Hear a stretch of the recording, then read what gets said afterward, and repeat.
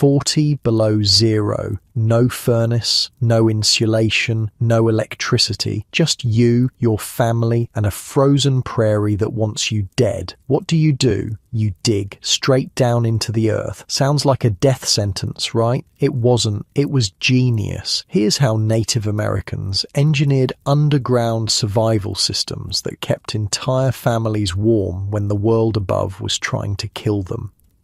If this kind of history grabs you, hit subscribe, and I'd love to know where you're listening from and what time it is. Drop it in the comments. Now get comfortable, adjust that pillow, feel those blankets around you, because tonight we're going underground, and I'm going to show you why that was the smartest decision anyone ever made. You're about to wake up in a Mandan Earth Lodge, winter of 1750, give or take. You're a 7-year-old girl named Little Fawn, and right now 20 feet of snow is piled above your head. The smell hits you first. Smoke, not the harsh, choking kind that stings your eyes. Something softer. Cottonwood burning slow, mixed with something earthy. Like soil after rain, but warmer. Richer. It fills your nose and settles into your chest. Your eyes adjust to the darkness. You're lying on a fur blanket, bison hide, thick and heavy, the hair still on it. Pressed against your cheek, it feels almost alive. The warmth trapped in those fibers has been building all night. You sink into it. Above you, there's no ceiling, not really. It's earth. Packed earth and sod. A foot thick, curving up and over you like the inside of something living. Grass roots dangle here and there, catching the firelight, swaying slightly in the moving air. And that air, it moves in ways you don't expect. There's a fire burning at the center of the lodge, maybe 20 feet from where you lie. The flames are low, steady, not roaring, not crackling, just breathing. The heat reaches you in waves, gentle pulses that wash over your face. You're not cold. This is the first thing that surprises you. Outside, the world is frozen solid, 30 degrees below zero, the kind of cold that turns your breath into ice crystals before it leaves your lips, the kind of cold that kills a grown man in minutes if he's not careful. But here, 20 feet below the surface of the snow, wrapped in earth and timber and the accumulated heat of generations, you're warm enough to sit without a coat. Let that sink in. No furnace, no electricity, no natural gas pumping through pipes, just earth and wood and fire and thousands of years of accumulated knowledge about how to not die when winter comes screaming across the plains. Your name is Little Fawn. You've seen 7 winters, and this lodge, this dome of packed earth that looks like a hill from the outside, this is your home. You don't know the words engineering marvel. You don't know that architects in the future will study structures like this one, marveling at the passive solar design, the managed airflow, the fuel efficiency that rivals anything built in the 21st century. You just know it's warm when everything outside is trying to kill you. That's enough. You sit up slowly. The fur falls away from your shoulders. Cold air touches your skin for just a moment. Then the heat from the fire finds you again. Your grandmother is already awake. She's been awake for hours, probably. Old women seem to need less sleep. They've seen enough winters to know what needs doing and when. Her name is Crow Feather, though you just call her grandmother, and she's stirring something in a clay pot. The pot is round-bottomed, reddish-brown, sitting in a cradle of hot stones near the fire's edge. Steam rises, your stomach tightens. You haven't eaten since yesterday evening, and your body remembers. Grandmother doesn't look up. She knows you're awake. She always knows. "There's no stop," she says. Her voice is low and steady, like the fire itself. You look toward the entrance tunnel. It's a long passage, maybe 10 feet, sloping upward and away from the lodge. From here, you can only see darkness at its mouth, but you trust her. Grandmother knows things. She's been watching snow and sky and wind for 60 winters. "Can we go out?" you ask. She shakes her head. "Not yet." The drifts are too high. The men have to dig paths first. Until then, you're here in this warm darkness, waiting. You don't mind. The lodge is enormous, 60 feet across, give or take. From where you sit, you can see the 4 massive posts at the centre, cottonwood trunks, each one as thick as a man's body, forked at the top to support the central framework. They rise up into the smoky darkness, disappearing where the roof beams meet. Between those posts and the outer walls, the space is divided into sections: sleeping areas, storage spaces, work areas. Your family's sleeping platform is along the south wall, raised off the floor on a frame of willow branches covered with hides. Your mother and father are still sleeping. Your little brother is just a small lump under the furs beside them. 3 families share this lodge, 12 people, plus dogs, plus whatever horses need shelter from the worst storms. Sounds crowded. It's not. Not really. There's room to move, to work, to be alone when you need to. The earth seems to swallow sound. Voices carry differently here than they do in open air. You can whisper and be heard by someone right beside you, but a conversation at the far end of the lodge becomes just a murmur, like water over stones. Grandmother pours something from the pot into a smaller bowl and hands it to you. Corn soup. Not fancy. Dried corn, pounded and boiled with water and a little fat, maybe some dried berries mixed in, but it's hot and it fills your belly, and the warmth spreads through you from the inside now, meeting the warmth from the fire, and suddenly you understand something you couldn't have put into words. This is what survival looks like. Not the dramatic kind, not fighting bears or escaping floods, quieter than that, steadier. Every day, every hour, every decision is about staying alive, about keeping the cold on the outside, about making sure there's enough to eat today and tomorrow, and all the long days until spring finally comes. You're 7. You don't think about this in words, but you feel it. You know it in your bones. This lodge is not just shelter, it's a promise. A promise your grandmother made when she marked the circle in the prairie sod, when she directed the construction, when she taught the younger women which wood wouldn't rot and which angle would shed snow. A promise that her family would live through another winter. She's keeping that promise right now, stirring corn soup in the dark, waiting for the men to clear the paths. You finish your soup and set the bowl aside. Grandmother takes it without a word, adds it to the stack to be cleaned later. Everything has its place here. Everything has its purpose. Waste is death. Inefficiency is death. Only what works survives. The lodge works.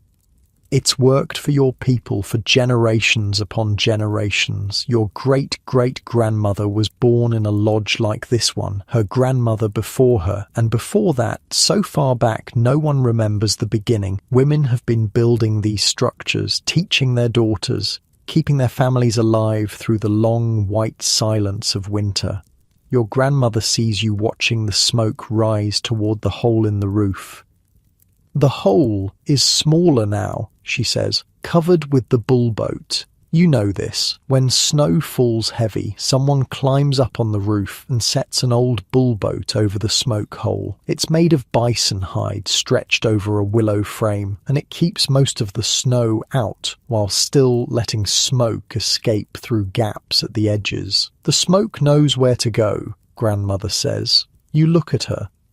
It rises because it's hot, she continues. The cold air comes in through the tunnel, low to the ground. The fire eats the cold air and turns it into heat. The heat rises, the smoke follows. It goes out, more cold comes in, around and around. She makes a circular motion with her hand. Self-feeding, she says, like breathing.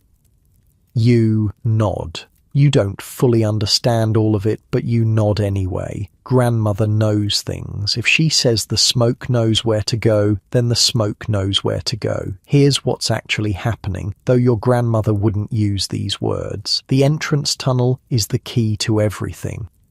It's not a door, It's a passage 6 to 12 feet long, opening to the south or east. Cold air creeps along this tunnel, entering low and moving toward the flames at the center of the lodge. The fire consumes that air, heats it, sends it upward as smoke. The hotter the fire burns, the stronger the draft becomes. No fans, no bellows, no machinery of any kind. Just convection doing what convection does. Your people have been using this system for longer than anyone can count. They didn't learn it from textbooks. They learned it from watching, from paying attention, from feeling the stillness of a dugout space, noticing the way air moves differently inside, discovering that a small fire can heat a large room if the walls are thick enough. The walls here are very thick. First, there's the wooden framework, the 4 central posts, cottonwood, a foot thick, forked at the top. Around the perimeter, smaller posts driven into the ground. Across these, willow branches and prairie grass woven into a dome. And then the critical layer, a foot of packed earth and sod heaped onto the roof until the lodge looks like a natural hill from outside. Grass grows on that roof in summer, bison graze on it. From a distance, the whole village looks like a collection of small hills you could walk right past without knowing families were living underneath. Warm, safe, waiting for spring. This is what genius looks like. You don't know that word, but you know the thing it describes. The ability to see a problem and solve it so completely that the solution seems inevitable, obvious, like it couldn't have been any other way. The problem, winter, will kill you. The solution, go underground. Not completely underground, not like a burrow or a cave, just enough, just deep enough that the earth itself becomes your ally. Because here's the thing about soil, it doesn't change temperature quickly. 3 feet underground, the earth stays near 50 degrees Fahrenheit, even when the surface is frozen solid. Air, by contrast, loses heat instantly to wind. A fire in an open shelter might warm your face, but the cold steals that heat before it can settle into anything. But if you put that same fire in a room wrapped in earth, the soil itself becomes a battery. It absorbs warmth during the day, releases it slowly through the night, holds temperature steady when everything above ground is swinging between extremes. Modern architects call this thermal mass. Your grandmother calls it common sense. She's felt the principle at work every winter of her life. She's watched the way the lodge holds heat, the way it breathes, the way it keeps her family alive when everything outside is trying to kill them. She hands you another bowl of soup. You didn't ask for it. She just knew. Grandmother always knows. The morning passes slowly. Time moves differently underground. Without the sun to mark its passage, hours blend together. You know it's morning because you woke up. You know the men are digging because you can hear faint sounds from the entrance tunnel, voices and the scrape of wooden tools against packed snow. Your mother wakes, feeds your little brother, begins work on a pair of moccasins that need repair. Your father emerges from the sleeping platform, grunts a greeting, and disappears down the tunnel to help with the digging. You're left with the women. This is where the real work happens. Grandmother is checking the storage pits now. There are several dug into the floor of the lodge, each one lined with willow and grasses, each one holding something different. Dried corn in one, dried beans in another, wild turnips, sunflower seeds, dried meat pounded with berries and fat into cakes that will keep for months. This is how you survive. Not by hunting every day, though hunting helps when it's possible. Not by gathering alone, though gathering is essential in warm months. But by storing, by putting away enough in the good times to carry you through the bad. The good times feel very far away right now. You try to remember summer, the warmth of the sun on your face, the smell of growing things, the way the river sparkled in afternoon light. It seems like a dream, something that happened to someone else in some other world.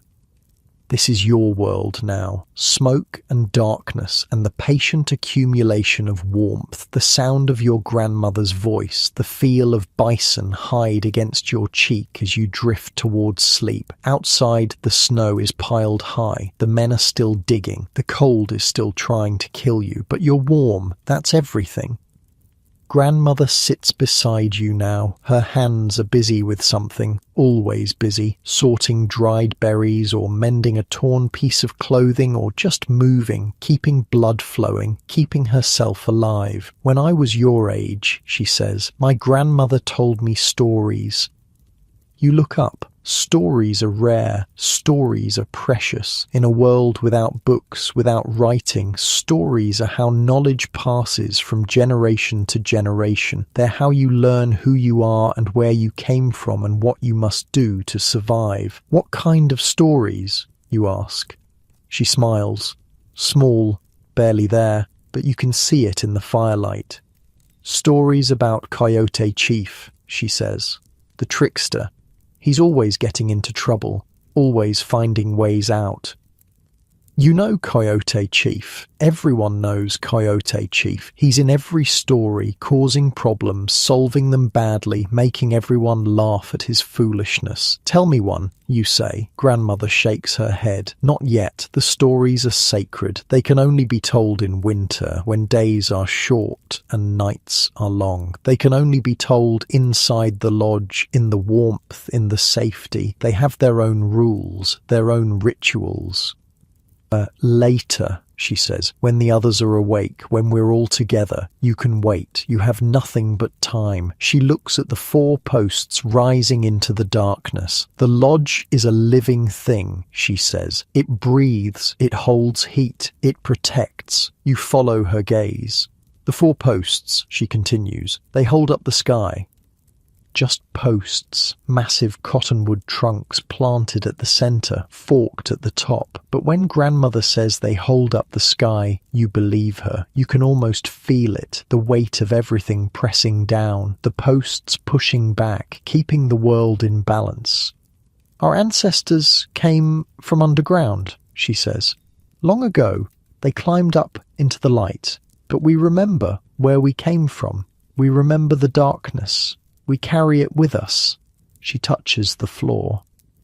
This is why we build down, she says. This is why we go into the earth. The earth is our mother. She keeps us warm. She keeps us safe. You press your hand to the floor. It's cool to the touch, but not cold. Steady, patient, like grandmother herself. The entrance tunnel grows brighter. The men must be making progress. Soon you'll be able to go out to see the sun, to feel the cold on your face again, but not yet. For now, you're here, in the darkness, in the warmth, learning how to survive. Grandmother's hands keep moving. When I'm gone, she says, and you flinch because you don't want to think about that, this lodge will still be standing. Your mother will live here. You will live here when you're grown, with your own children. The lodge will remember me. The earth will remember. You don't know what to say. You're 7 winters old. Death is something that happens to other people. She sees your face and laughs, soft, gentle. Not yet, she says. I have many winters left, but someday, and when that day comes, you'll know what to do. You'll remember everything I taught you, every story, every song, every prayer. She picks up her sorting again. You'll build lodges of your own. You'll teach your daughters. The knowledge will live. That's what matters. The knowledge lives. The entrance tunnel is bright now, morning light spilling in. The men have broken through. Fresh air pushes into the lodge, cold and sharp, and for just a moment the warmth wavers. Then it settles again. The fire is still burning. The earth is still holding heat. The lodge is still breathing. Your father appears at the tunnel mouth, snow in his hair, grinning. Come see, he says. The world is white. You look at grandmother. She nods. You stand, pulling a bison robe around your shoulders, and walk toward the light. The tunnel is low, and you have to crouch. The packed earth is cold against your hands. Your breath comes in small clouds, and then you're out. The world is white. Sky pale blue, washed clean by the storm. Sun low, barely above the horizon, but blazing with cold, fierce light. Snow covers everything, drifted against the lodges, smoothed into waves and curves by wind. The other lodges are visible now, small hills of white with wisps of smoke rising from their peaks. The men have dug trenches through the snow, paths from lodge to lodge, paths to the storage racks and the frozen river beyond. They stand in those trenches now, leaning on their shovels, steam rising from their bodies. It's cold, genuinely cold. The air bites at your nose and cheeks, finds the gaps in your robe, reminds you why you need the lodge. But you're alive, warm at the core, even if your face is freezing. This is survival. Your people have done this for thousands of winters, watched the snow come and go, dug paths and told stories and kept the fires burning, outlasted everything the cold could throw at them, not by conquering winter, by collaborating with it, using soil and fire, using knowledge passed down through generations, using the wisdom of grandmothers who knew which wood wouldn't rot and which angle would shed snow and which prayers to say when raising the centre posts. You stand in the snow for a long moment, looking at your world. Then you turn and go back inside. Grandmother is waiting. There are stories to tell. The warmth wraps around you again as you descend back into the lodge. Your eyes take a moment to adjust. After the blinding white outside, the lodge feels darker than before, but it's a good darkness, a safe one, the kind that holds you instead of hiding things from you. Grandmother hasn't moved. She's still sitting by the fire, hands busy, always busy. But she's watching you, watching the way you shake snow from your robe, the way you settle back onto the sleeping platform, the way you pull the bison fur up around your shoulders. Cold out there, you say. She nods. Cold out there, warm in here. Simple words, but they mean everything. You look around the lodge again, really seeing it this time. Not just the space you live in, but the thing itself, the structure, the walls curving up and over, the posts at the centre, the way everything fits together. Grandmother, you say, how did you build this? She stops, sorting, looks at you. There's something in her eyes you haven't seen before. Pride, maybe. Or just the satisfaction of a question finally asked.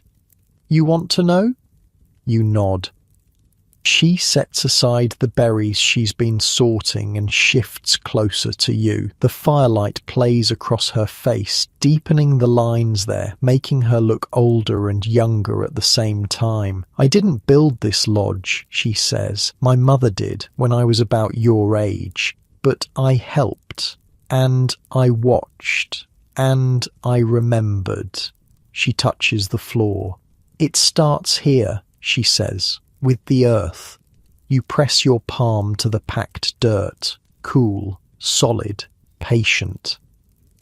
First, you choose your spot, Grandmother says. Not just anywhere. You need to be close to water, but not so close that spring floods reach you. You need good drainage so rain doesn't pool. You need the entrance to face south or east so cold north winds don't blow straight in. She makes a sweeping gesture with her hand. My mother walked this land for days before she decided, feeling the ground, watching where water flowed after storms, looking at where other lodges stood and where they didn't. Why didn't she just build where her mother's lodge was? Grandmother smiles. She did, mostly. But lodges don't last forever. The wood rots after 7, 8, 10 years. You have to rebuild. And when you rebuild, you think about everything again. What worked?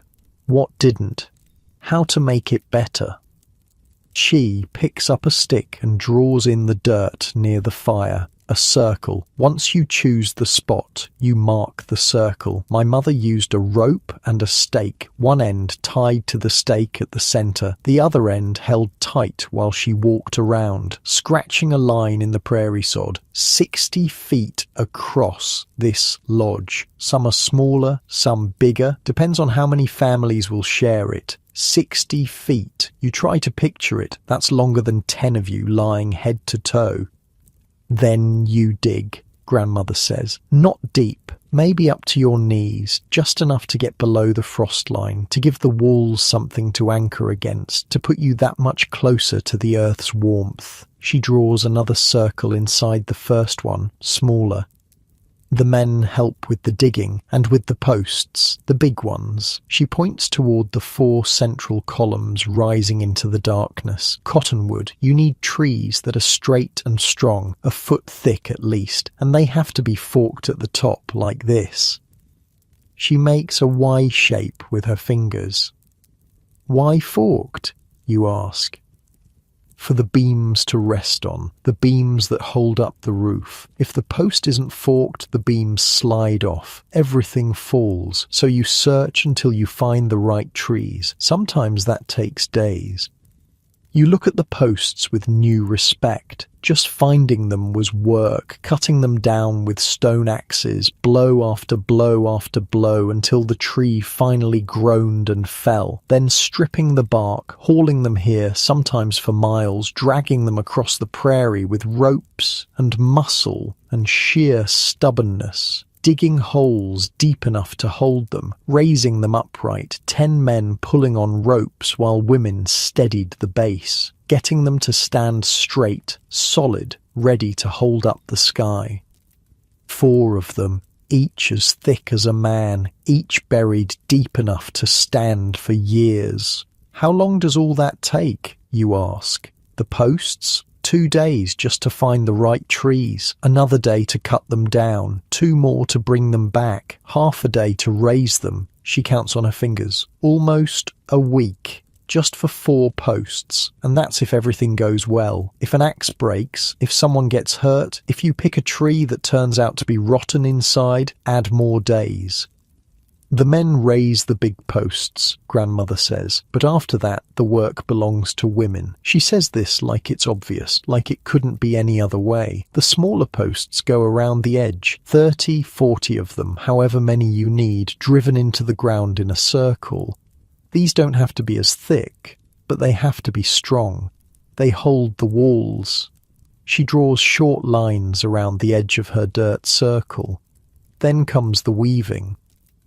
Her hands move as she talks, miming the motion. Willow branches. You collect them in summer when they're green and flexible, bundle them, store them. When it's time to build, you soak them again so they bend without breaking. Then you weave them between the posts, around and around, building up the walls. Over the top too, curving in toward the center, leaving a hole at the peak for smoke. That sounds hard, you say. It is hard. Your hands bleed. Your back aches. You work from sunrise until you can't see anymore, day after day. A week, sometimes longer, just for the weaving. She holds up her hands. Even in the dim light, you can see the calluses, the roughness, the strength built up over decades. See this scar? She points to a white line across her palm. From when I was learning, the willow slipped, caught my hand, tore right through, bled all over the branches. My mother told me to wrap it and keep working. That's mean, Grandmother laughs. That's survival. You can't stop because you're hurt. Winter doesn't care about your hands. Winter comes whether you're ready or not, so you wrap it and you keep weaving. She flexes her fingers, showing you how they still move, still work despite the scars. Every woman in this village has hands like mine. Every one of them built something, bled for it. That's what it costs to keep a family alive. But you do it because you have to, because winter is coming, because your family needs a place to be warm. She lowers her hands. After the willow comes the grass, prairie grass, thick bundles of it stuffed between the branches, filling every gap. This is the first layer of insulation, keeps the wind out, holds the heat in. You reach out and touch the wall nearest you. You can feel it now, the layers. The woven branches underneath, the grass packed tight, and over everything, the earth. Then the mud, grandmother says. You mix earth with water until it's thick like porridge. You slather it over the grass, pressing it in, smoothing it out. This seals everything, makes it solid, makes it strong. And then the sod? She nods. Then the sod. The most important part. You cut squares of prairie, grass and roots and all, and you lay them over the mud layer, thick, a foot thick at least, more if you can manage it. You pack it down, stamp on it, make sure there are no gaps. She looks up at the ceiling, the curve of earth above your heads. And then you wait. Wait for what? For the grass to grow, for the roots to spread, for the lodge to become part of the land again. She smiles at something you can't see.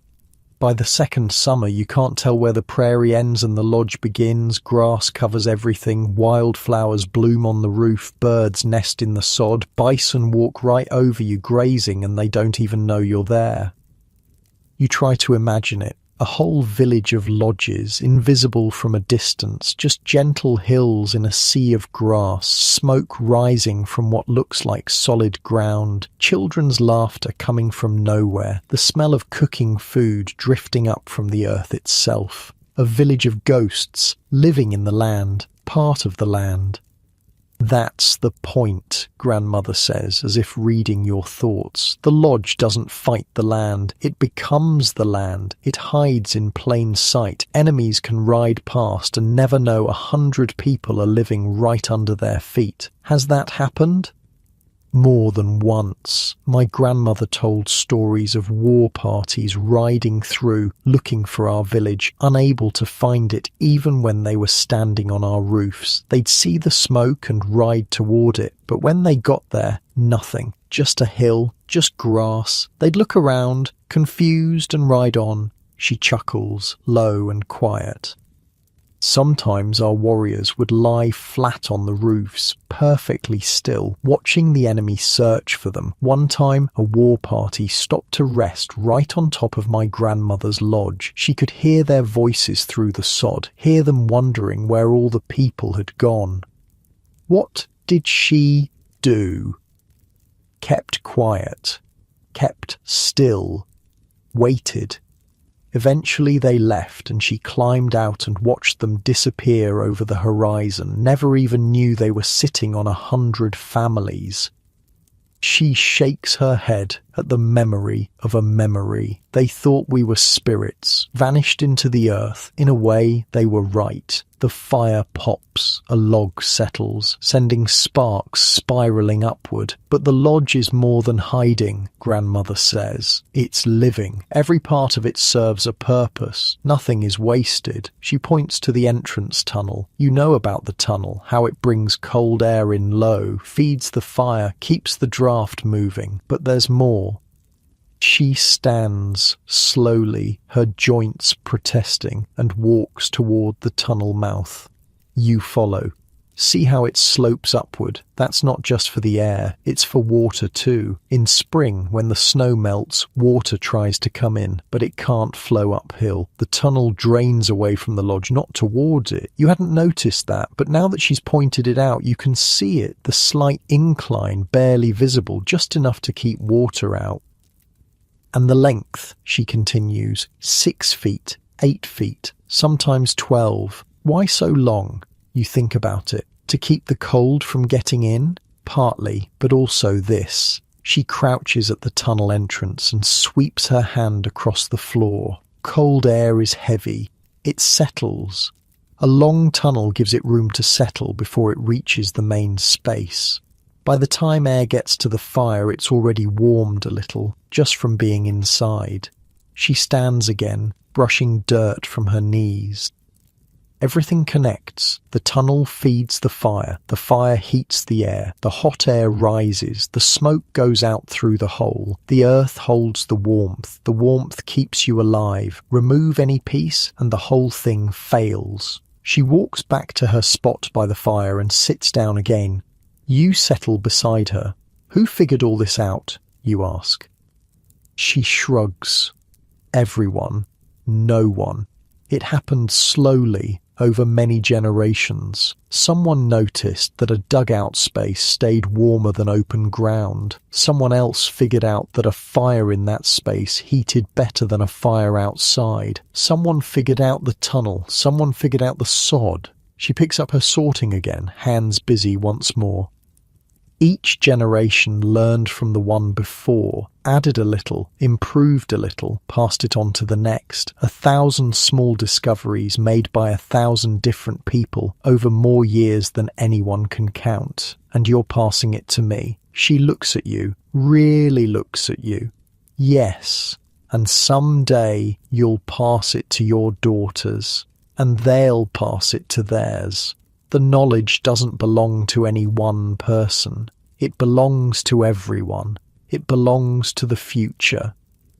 You sit with that for a moment, the weight of it, the responsibility. Somewhere down the line, people you'll never meet will survive a winter because of what you teach your children. That's a lot to carry when you're 7 winters old. Grandmother must see something in your face, because she laughs softly. Don't worry, she says. You don't have to remember everything today. You have time. We have many winters ahead, you and I. Many lessons, many stories. She hands you a handful of dried berries. Eat. You'll need your strength. You pop a berry in your mouth. Juneberry, slightly sweet, slightly tart. One of the foods stored in those pits you never really thought about before. Picked last summer, dried in the sun, saved for this moment, this mouthful of sweetness in the middle of a frozen winter. Survival isn't one big thing. It's 1,000 small things, done right, done consistently, done because the people who came before you figured out what worked and made sure you knew it too. Grandmother, you say, can I help next time? Next time what? Next time someone builds a lodge. Can I help with the weaving? She studies you for a long moment. Then she nods.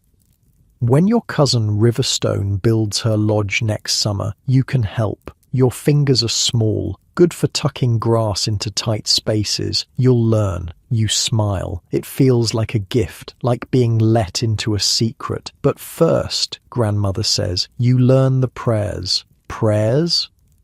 For the posts. When the center posts are raised, there are words we say, songs we sing. We thank the cottonwood trees for giving their lives. We ask the earth to hold them steady. We call on our ancestors to bless the lodge and everyone who will live in it. She touches one of the central posts, runs her hand along the rough bark.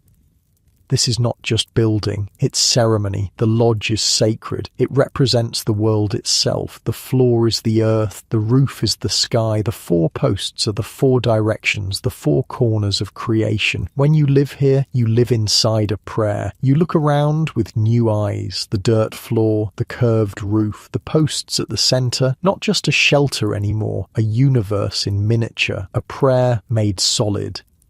The hole at the top, Grandmother says, pointing upward. That's where Tirawa looks down. The Creator, his eye watches over us. His breath is the smoke that rises. She's quiet for a moment, and below us, in the floor, the Sipapu. The what?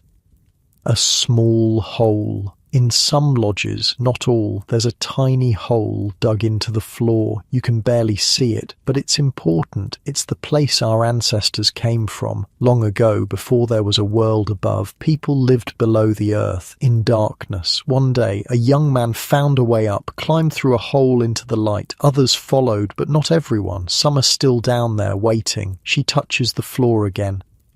The Sipapu reminds us, we came from the earth, we'll return to the earth. Everything we are, everything we have, it all comes from her. You press your palm to the ground, cool, solid, holding you up, holding everything up. So when we go underground to survive winter, you say slowly, working it out, we're going back to where we started.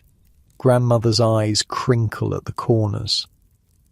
Smart girl. Yes, we go back to our mother. She keeps us safe until it's time to be born again. And in spring, when we climb the ladder back into the light, we're being born again. She nods. Every spring, new life. Every winter we return to the womb. It's been this way forever. It will be this way long after we're gone. The fire burns low. Grandmother adds another piece of wood and the flames leap up, sending shadows dancing across the walls. Outside, you know the men are still digging paths, still clearing snow, still doing the work that needs doing. But in here, in this warm darkness, time moves at its own pace. You're learning, not from books, not from schools, from an old woman with rough hands and a lifetime of winters in her eyes. From a tradition so old nobody knows when it started. This is how knowledge survives. Not carved in stone, not written on paper, passed from mouth to ear, from hand to hand, from grandmother to granddaughter, in the darkness of an earth lodge, while the world outside freezes solid. You think about all the grandmothers before your grandmother, all the granddaughters who sat where you're sitting now, asking the same questions, learning the same lessons. An unbroken chain stretching back into time so deep you can't see the bottom. Somewhere in that chain, someone figured out the first piece of this puzzle. Someone said, what if we dug down? And someone else said, what if we covered it with earth? And someone else said, what if the entrance faced away from the wind? Question by question, generation by generation. Until here you are, warm in a frozen winter, alive because 1,000 people you'll never know asked the right questions and passed down the answers. Your mother is awake now. She's nursing your little brother, rocking gently, humming a tune you half recognize. Your father has come back inside, stamping snow from his feet, blowing on his hands to warm them. One of the dogs has curled up near the fire, twitching in its sleep, dreaming of summer hunts. The lodge feels fuller now, more alive. 12 people sharing space, sharing warmth, sharing the slow rhythm of a winter day. The air smells like smoke and corn soup and the particular musty warmth of bison fur. Familiar smells, safe smells. Grandmother catches your eye and winks. Later, she says, when everyone is settled, when the sun goes down, the stories. You nod. You can wait. Outside, the cold is patient. It has been here forever. It will be here long after you're gone. But so will the lodges, so will the knowledge, so will the grandmothers teaching granddaughters how to survive. You pull the fur up around your shoulders and settle in. You have all winter. The day stretches out, slow and unhurried. That's the thing about winter underground. Time doesn't push you. There's no sun climbing the sky to remind you of passing hours. There's just the fire and the work and the people around you. Your father and 2 of your uncles have gone out again, checking the traps, grandmother said, hoping for rabbit, maybe fox, anything with meat on it and fur worth keeping. The paths through the snow are clear now. You watched the men disappear down one of them. Wrapped in bison robes so thick they looked like walking hills themselves. The cold swallowed them up quickly. One moment they were there, the next just empty white. Inside, the women work. Your mother is scraping a hide, deer, from a kill 3 weeks ago. The skin has been stretched on a frame near the wall, and she works at it with a bone scraper, pushing and pulling, removing the last bits of fat and membrane. Later she'll tan it with a mixture of brains and liver, work it soft, turn it into something your brother can wear. Your aunt is repairing a basket. The weave has come loose on one side, and she's threading new strips of willow through the old ones, her fingers moving quick and sure. Your grandmother is at the storage pits again. You watch her lift a cover made of woven grass and peer inside. The pit is maybe 2 feet across and deeper than your arm is long. Even from where you sit, you can see the pale yellow of dried corn packed tight, waiting.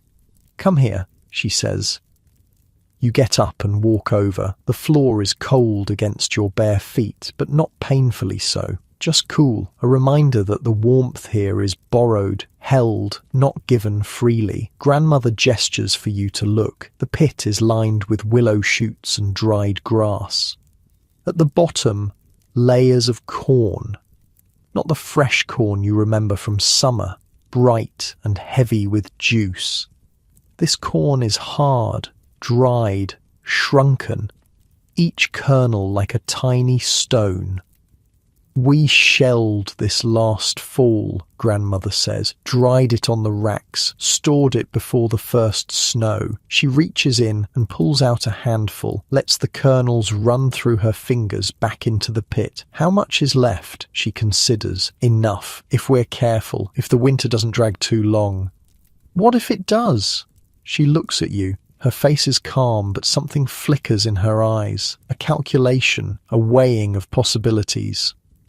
"Then we eat less. Then we stretch what we have. Then we hope the men find meat." She replaces the cover, pressing down the edges to seal it tight. "This is why we work so hard in summer," she says. "This is why your mother's back aches from carrying corn to the drying racks. This is why your aunt's fingers bleed from shelling. Everything we do in the warm months is for this. For now. For the days when nothing grows and nothing moves and the only food is what you put away."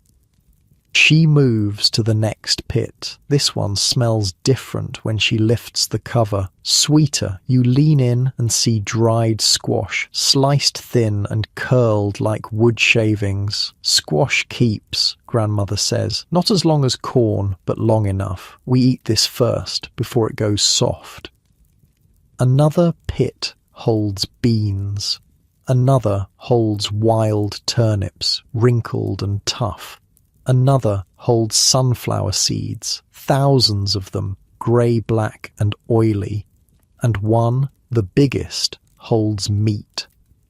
Dried meat, strips of buffalo hung in the sun last autumn until they turned hard as leather, some of it mixed with berries and fat pounded together into dense cakes that could last years if stored right. "Pemmican," grandmother says, though that's not your word for it. "Your grandfather taught me to make it. His mother taught him. Her mother taught her." She picks up one of the cakes. It's about the size of your hand, dense and dark. You can smell it now that she's holding it close, rich and fatty, with a hint of sweetness from the berries. "This is life," she says, "right here. Fat for warmth, meat for strength, berries for the blood, everything a body needs to survive when there's nothing else." She breaks off a tiny corner and hands it to you. You put it in your mouth and chew. The texture is strange, waxy almost, and then the fat starts to melt on your tongue and the flavour comes through. Meat and berry and something else, something smoky and wild. That taste, grandmother says, that's what keeps you walking when you can't walk anymore. That's what keeps you warm when the fire goes out. Never waste it. Never eat more than you need. She puts the cake back. We eat a little at a time. A piece this big, she makes a shape with her fingers, smaller than your fist, is enough for one person for one day. If they're not working hard, if they stay inside, stay warm, stay still. You think about that, one small piece, that's all. And you have to make what's in this pit last until spring. It always feels like not enough, Grandmother says, reading your face. Every winter I look at the stores and think, this won't be enough. We'll starve before the snow melts, but every spring we climb out alive. A little thinner maybe, a little tired, but alive. She closes the pit. The trick is not to panic, not to eat too much when you're scared, not to eat too little when you're sad. Just steady, one day at a time, one meal at a time. Trust that you put enough away and don't waste what you have. Your stomach growls. Grandmother laughs. Not wasting means not starving. It doesn't mean going hungry. Come, we'll make something.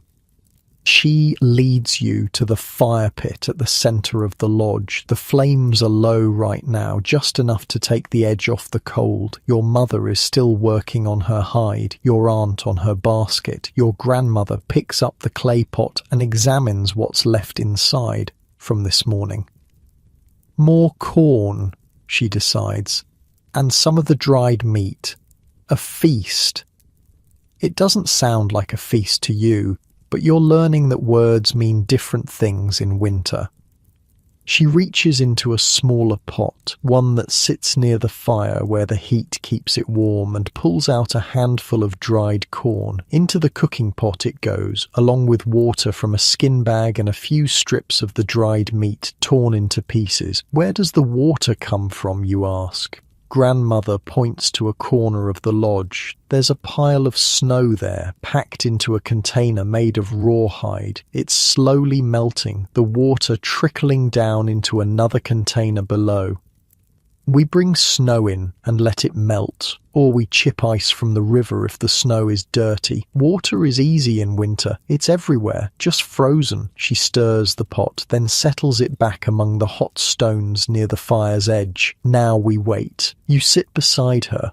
The fire crackles softly. Your mother's scraper makes a rhythmic shushing sound against the hide. Your aunt hums as she weaves.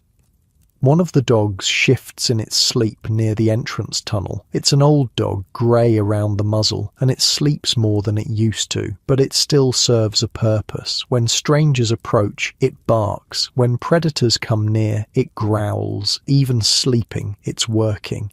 You watch the fire for a while.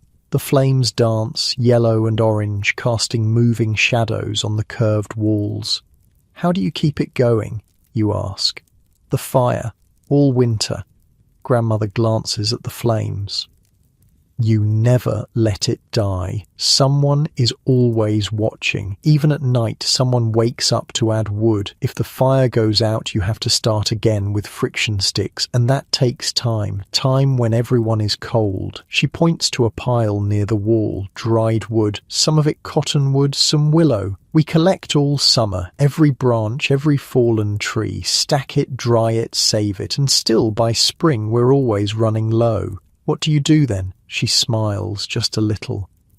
Buffalo chips. You wrinkle your nose. You know what she means. Dried buffalo dung, collected from the prairie, stored in piles. It burns. Not as hot as wood, not as clean, but it burns. Smells terrible at first, Grandmother admits, but you get used to it. And when the wood runs out, you burn what you have. Pride doesn't keep you warm.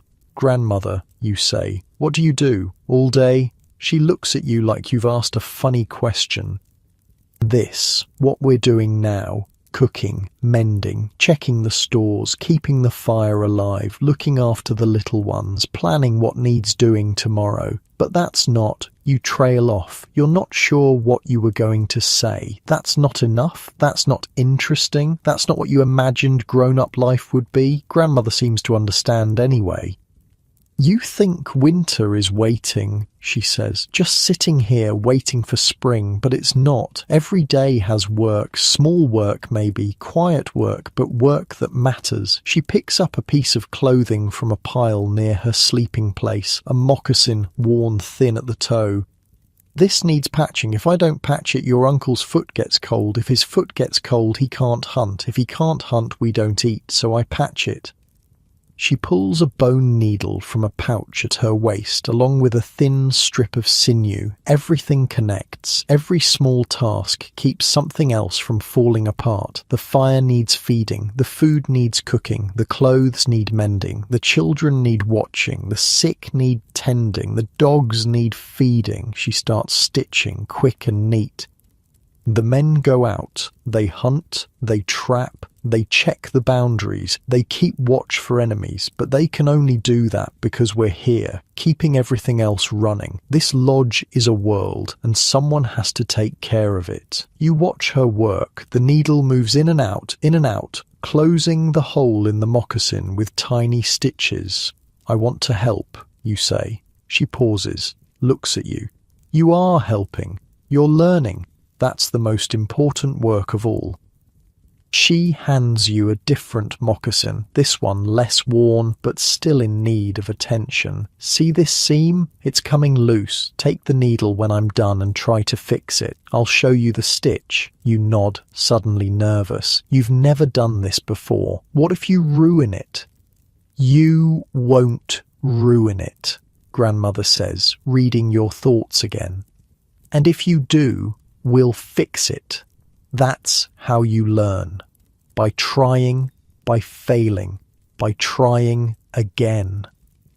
The fire pops, the pot bubbles, the lodge fills with the smell of cooking food. Your mother finishes with the hide and stretches, pressing her hands to her lower back. She comes over to the fire, sits down beside you, runs her fingers through your hair. Learning to sew? She asks. Grandmother's teaching me.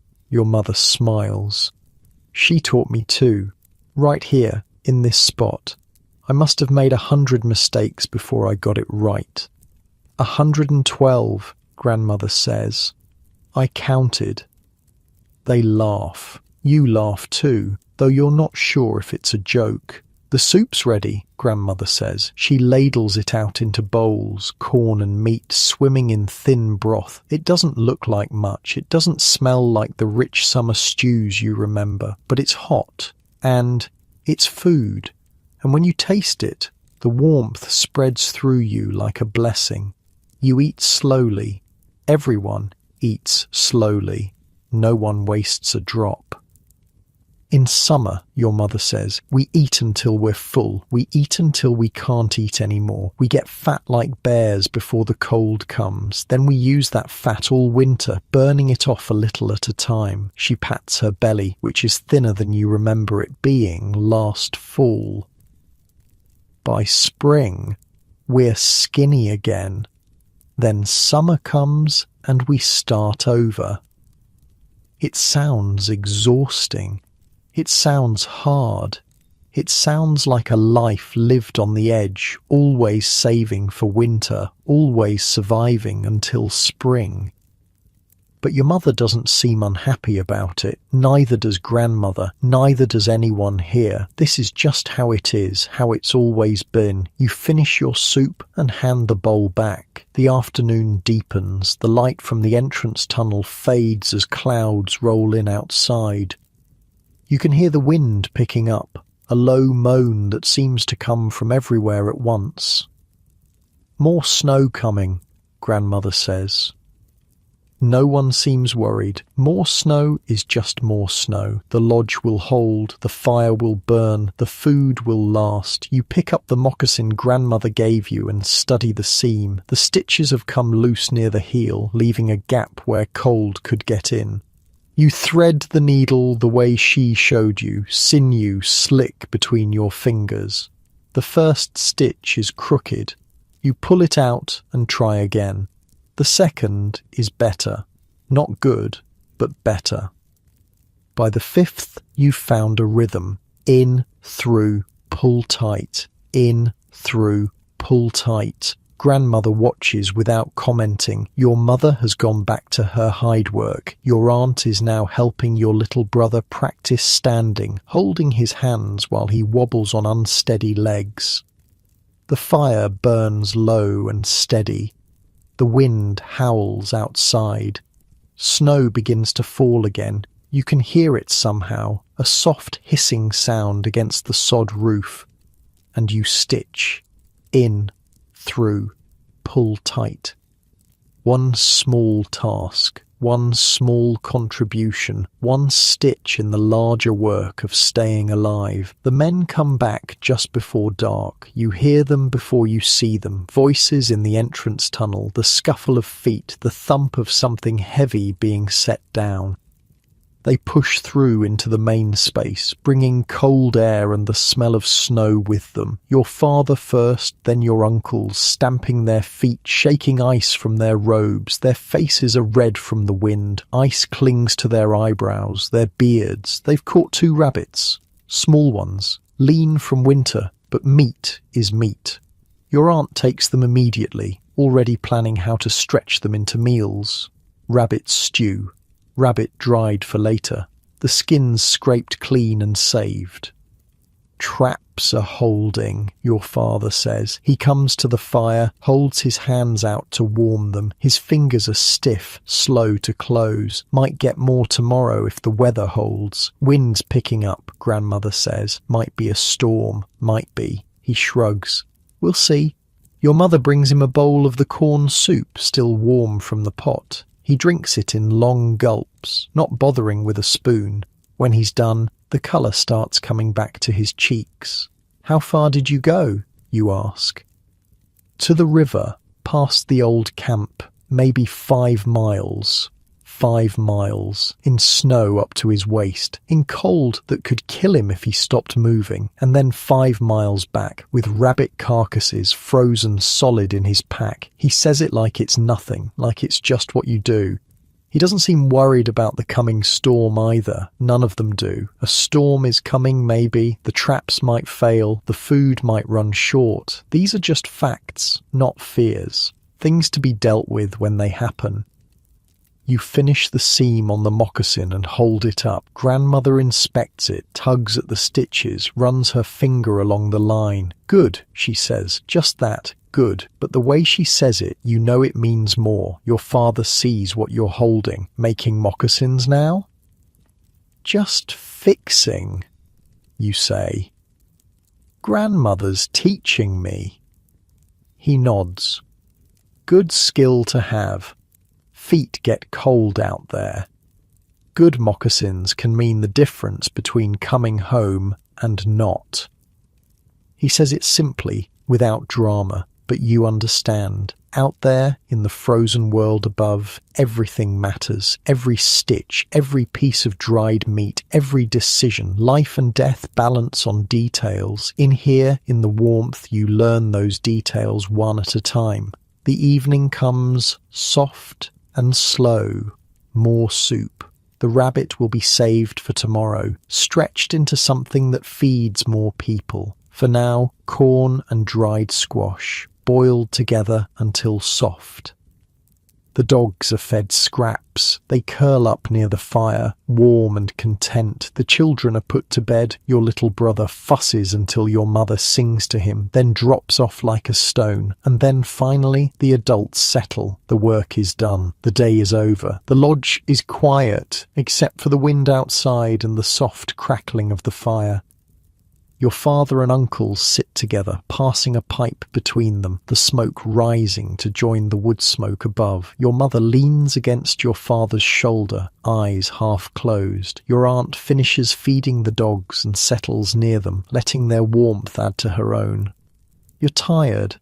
Not the deep tired of hard work, but the gentle tired of a long day, a full belly, a safe place. Your eyes want to close. But then grandmother reaches into the pouch at her belt and pulls out something you haven't seen before, a pipe of her own, long-stemmed, carved from red stone, dark with age and use. She holds it carefully, reverently, like it contains something precious. Now, she says. The stories. Your tiredness vanishes. Everyone shifts, turning toward her. Even the men lower their pipe and fall silent. Even the dogs seem to listen, ears pricked forward in the flickering light.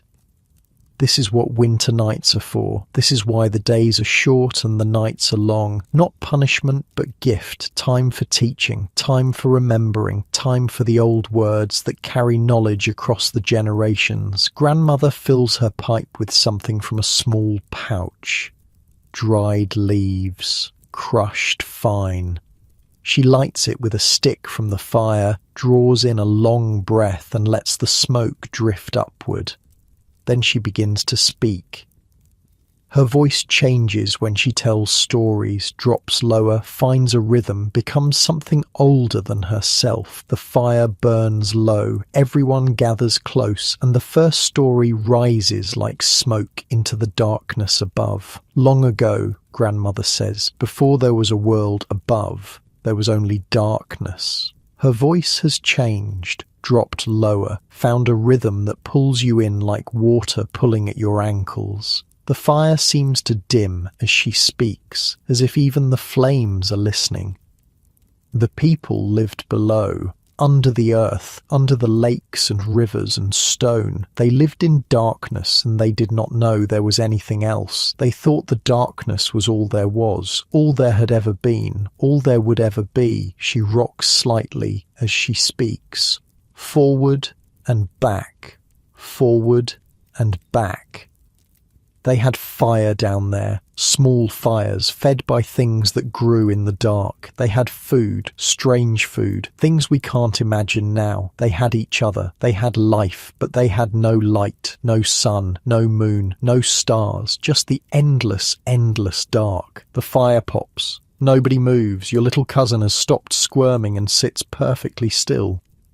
One day, a young man was walking in the darkness. His name is lost now. We don't know what they called him, but he was restless. He was the kind who always wanted to see what was around the next corner, over the next hill. Only there were no corners, no hills, just darkness in every direction. Grandmother's hands move as she speaks, tracing shapes in the air that might be tunnels, might be nothing. He walked and walked, always looking for something, though he didn't know what. His feet knew the path, his hands felt the walls, and then one day his hand touched something different. Not stone, not soil, something alive. She pauses, lets the silence build, lets you feel the young man's confusion, his wonder. A vine growing upward into the black. Where did it come from? Where did it go? The young man didn't know, but he did the only thing a restless person can do. He grabbed the vine and climbed. You realize you're holding your breath, higher and higher, hand over hand. The vine was strong and it held him. The darkness was thick, but he pushed through it. His arms ached, his fingers bled, but he climbed because something in him needed to know what was at the top. Grandmother mimes the climbing. Her old hands grasp at invisible rungs, pulling herself upward in her seat. And then the darkness began to change. It wasn't black anymore. It was grey, and the grey grew lighter and lighter still, until the young man put his hand up and felt nothing. No ceiling. No stone. Just space. Open space. She opens her hands wide. He pushed through into a world he had never imagined. Light. Real light. So bright it burned his eyes. He had to close them, had to turn away. When he finally looked again, he saw sky. He saw grass. He saw water running in rivers, sparkling in the sun. He saw clouds. He saw colour. He saw everything. The firelight dances on her face. In that moment she looks young, young and full of wonder. The young man stood there, blinking, weeping, unable to believe what he was seeing, the world above. It existed. It had been there all along, right above them, and no one had known. You lean forward. You know this story. You've heard pieces of it before, fragments your mother mentioned, things whispered by cousins, but you've never heard it told like this. Never felt it settle into your bones like warmth from a fire.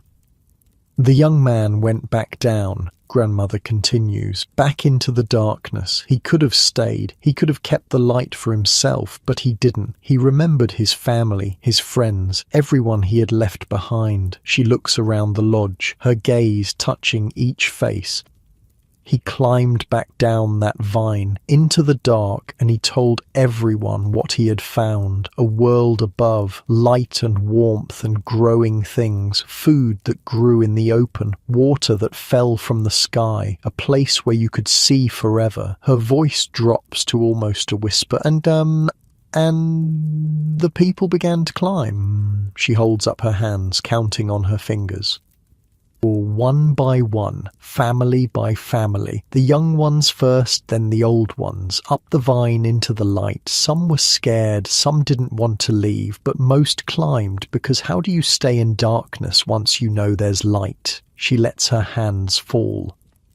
But there was a woman, a large woman, heavy with child. She had been warned not to climb. The vine was getting worn. It had carried so many people. Her weight might be too much, but she wanted to see the world above. She wanted her baby to be born in the light, not the dark. She wanted what everyone else had. You hold your breath. You know something bad is coming. Her family begged her to wait. Let us find another way, they said. Let us strengthen the vine. But she couldn't wait. She was scared that the hole would close, that the light would disappear, that she would be left behind forever. Grandmother's voice tightens. She climbed, and the vine broke. The fire crackles in the silence. A log shifts, sending up a small fountain of sparks.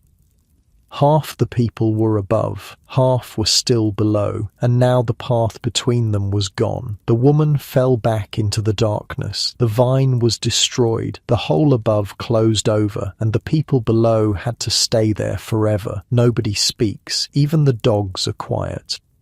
Some say you can still hear them sometimes when you put your ear to the ground, voices far below, waiting, hoping, still believing that someday, somehow the vine will grow back, the path will reopen, and they'll finally climb into the light. Grandmother touches the floor of the lodge.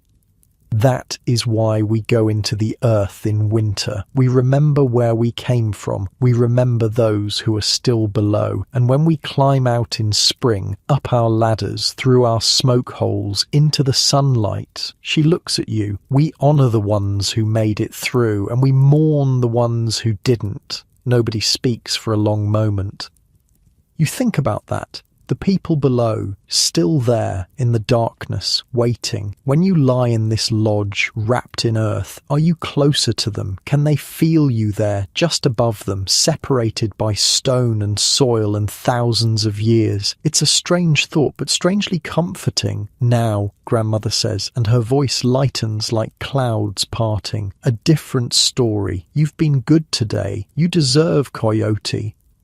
Your father groans. Your uncles laugh. Even your mother smiles, shaking her head. What? Grandmother says, pretending offence. Everyone loves Coyote. Coyote is trouble, your father says. Every time you tell Coyote stories, the children try to trick each other for days. That's how they learn, Grandmother says. Better to learn from Coyote than from real mistakes. The real mistakes hurt less, your uncle mutters. More laughter. The mood in the lodge has shifted. The creation story was heavy, sacred. This is something else, something lighter. Coyote is a lesson, Grandmother says, settling back. The same thing as trouble sometimes. She refills her pipe with dried leaves. Lights it from a stick, draws smoke. Coyote was hungry, she begins. This story is different. You can tell from the first words. Her voice is playful now, dancing. Coyote was always hungry. He woke up hungry. He went to sleep hungry. He dreamed about food, and when he woke up, his stomach was growling at him like an enemy. He thought about food when he walked. He thought about food when he talked. He thought about food when he should have been thinking about anything else. Sounds like your uncle, your mother whispers to you. Your uncle pretends not to hear, but his mouth twitches. One day, Coyote was walking by the river and he saw the ducks, fat ducks, the fattest he'd ever seen, floating on the water like delicious clouds. They had been eating well all summer. They were practically round. Grandmother puffs out her cheeks, making herself look round. Coyote wanted those ducks more than he had ever wanted anything. More than he wanted water when he was thirsty. More than he wanted shade when he was hot. More than he wanted anything in the whole world. She leans forward conspiratorially, but the ducks were smart, smarter than Coyote, though he'd never admit it. They knew him, they knew his tricks. They stayed in the middle of the river where he couldn't reach them, and they laughed at him, quack, quack, quack. They were laughing. She makes duck sounds. The children giggle. This made Coyote angry, and when Coyote gets angry, he gets tricky. He sat on the bank and thought and thought and thought some more. His stomach growled the whole time, which made thinking hard, but finally he had an idea. Grandmother acts it out as she speaks. Her eyes get big with wanting. Her tongue licks her lips. She becomes Coyote, hungry and scheming. But the ducks were smart. They knew Coyote. They stayed in the middle of the river where he couldn't reach them, so Coyote had to think. She taps her head. Coyote thought and thought, and then he had an idea. A sneaky, tricky, very Coyote idea. She pauses for effect. He went upstream, where the ducks couldn't see him, and he got into the water. Slowly, quietly. Just his nose sticking up above the surface. The rest of him was underwater, floating, letting the current carry him.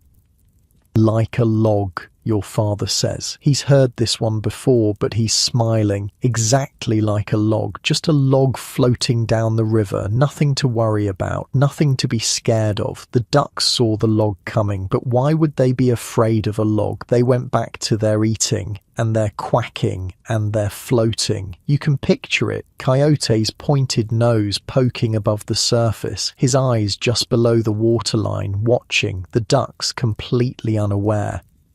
Closer and closer he floated, inch by inch, duck by duck, and when he was right in the middle of all those fat, delicious birds, he exploded out of the water. Grandmother jumps and everyone startles. He grabbed 3 of them, 1 in each paw and 1 in his mouth. 3? Your little cousin asks from her mother's lap. She's fully awake now, eyes wide. 3. Grandmother confirms. Coyote was greedy. Remember that. It's important. She continues.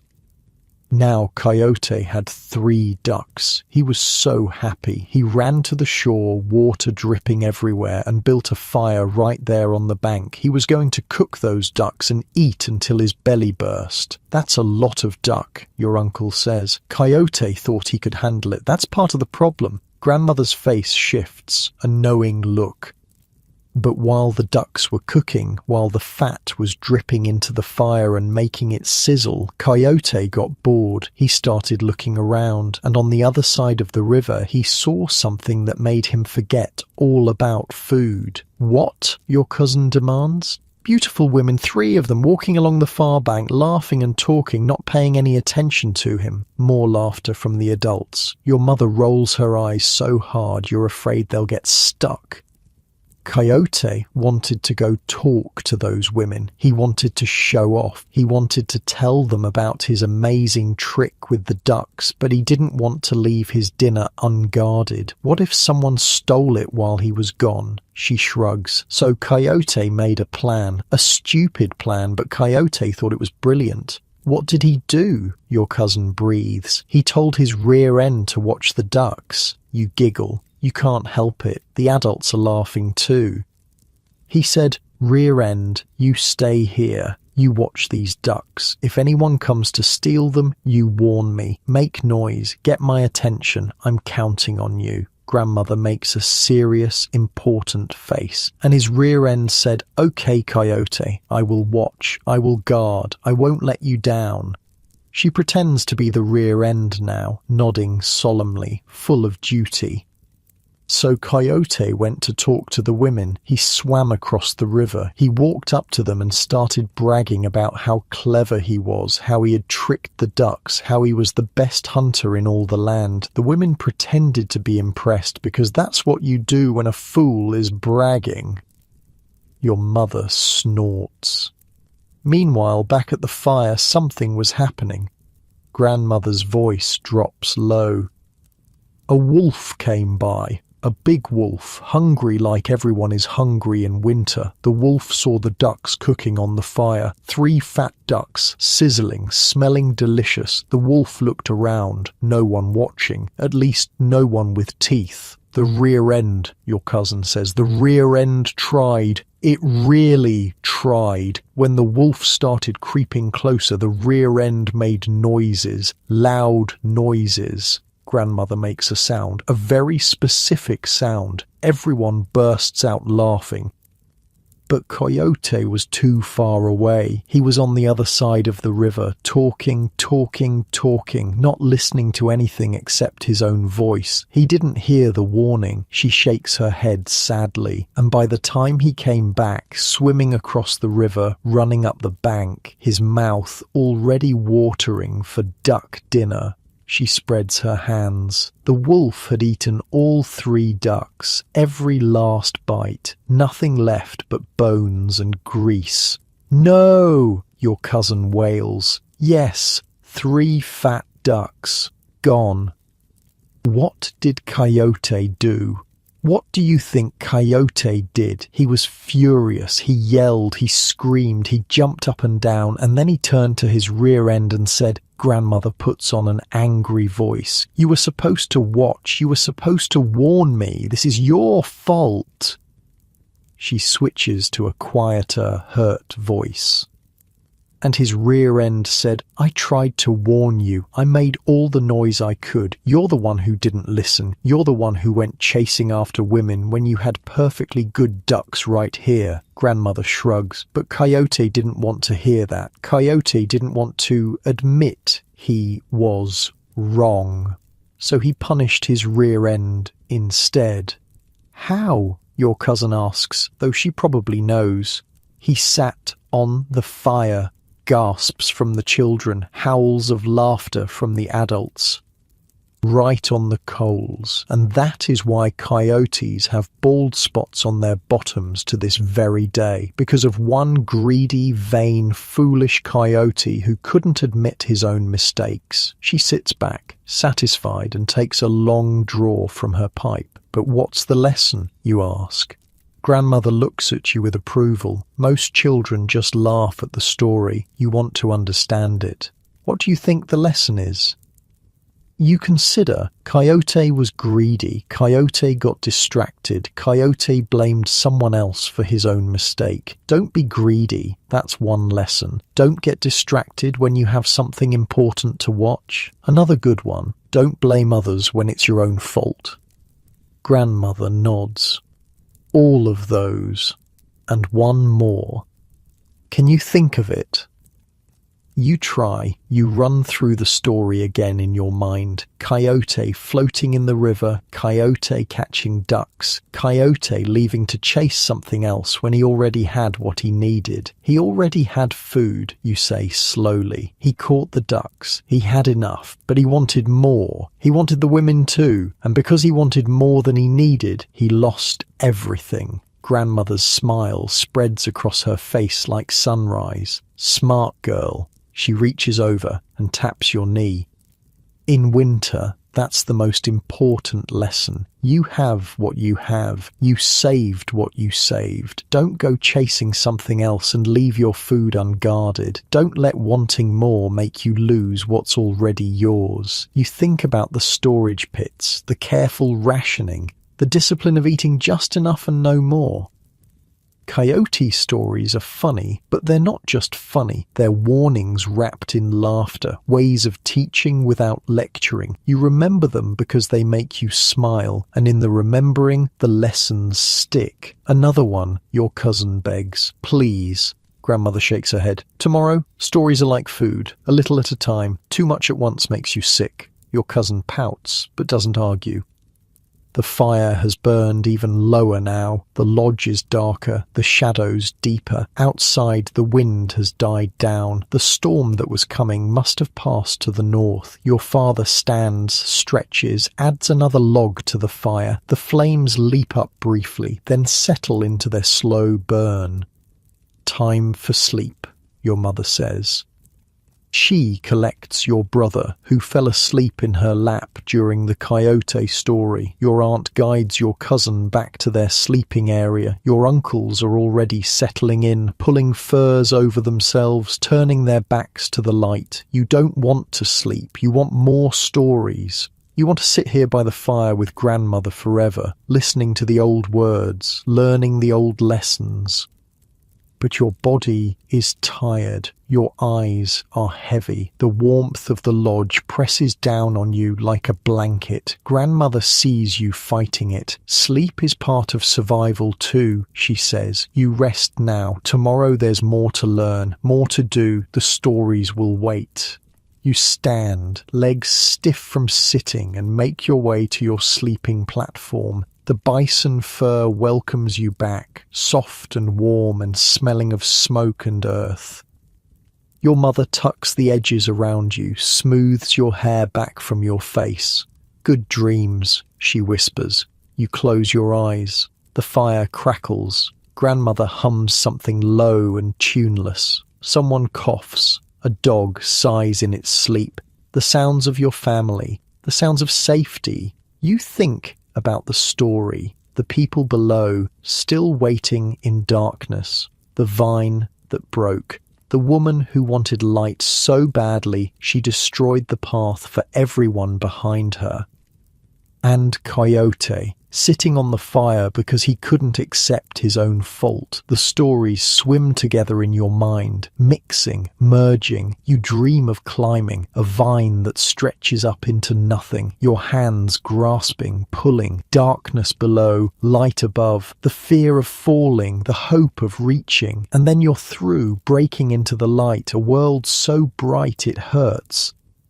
You wake once in the night. The lodge is dark except for the glow of the fire, banked low but still alive. Someone is sitting beside it. Grandmother, you think, though you can't be sure, just a shape against the dim light, watching, keeping the fire burning, making sure the warmth holds until morning. You close your eyes again. When you wake the second time, it's morning. Grey light seeps in through the entrance tunnel. The fire has been built back up. The pot is on the stones, steam rising.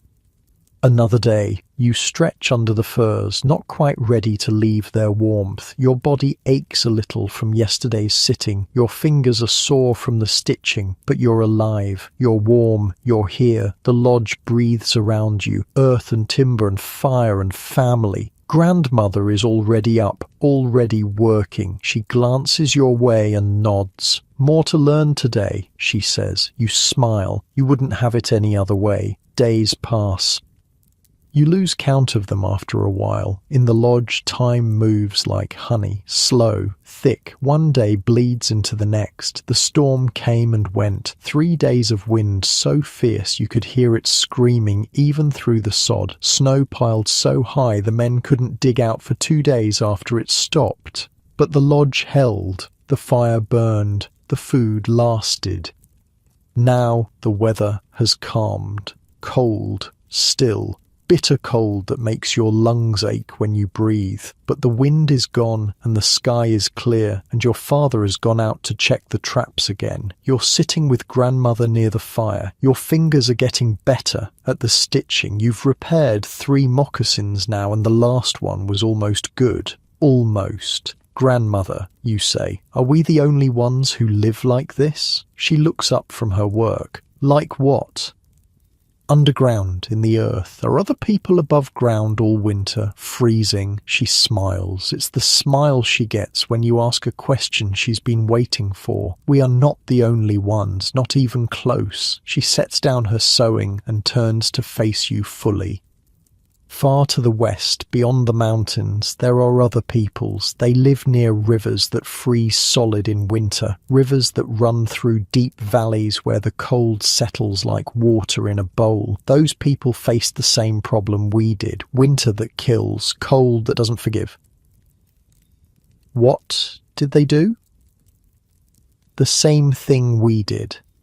They dug. She draws a shape in the ash near the fire.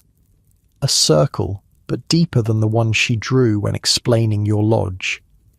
Their houses are called pit houses, different from ours, but the idea is the same. Go down, let the earth protect you. You lean closer. They dig deeper than we do, much deeper. 6 feet down, sometimes more. Deep enough that a grown man standing in the bottom can barely see over the edge. 6 feet. You try to picture it. A hole so deep your father would disappear into it. And the roof goes over the top? Yes, but here's where it gets different. She draws lines coming up from the edges of the circle, meeting at a point in the middle. Their roofs are cone-shaped, poles leaning in from every direction, meeting at the top. They cover it with bark, then grass, then earth, like us. But the entrance, she taps the peak of her drawing more. The entrance is at the top. The top? She nods. They climb down into their houses through the smoke hole. You stare at her. That sounds insane. That sounds dangerous. How?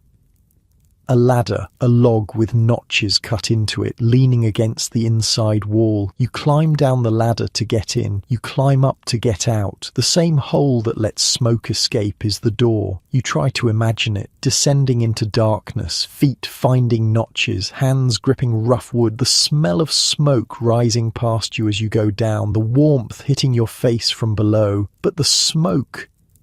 You hold your breath at the top. Or you go quick. It's not so bad once you're inside. The smoke rises, goes out. You come down below it. My grandmother said it was like diving into a lake, except instead of water, you're diving through smoke into warmth. She watches you working this out. Think about it, she says. If the entrance is at the top, where does cold air come in? You frown.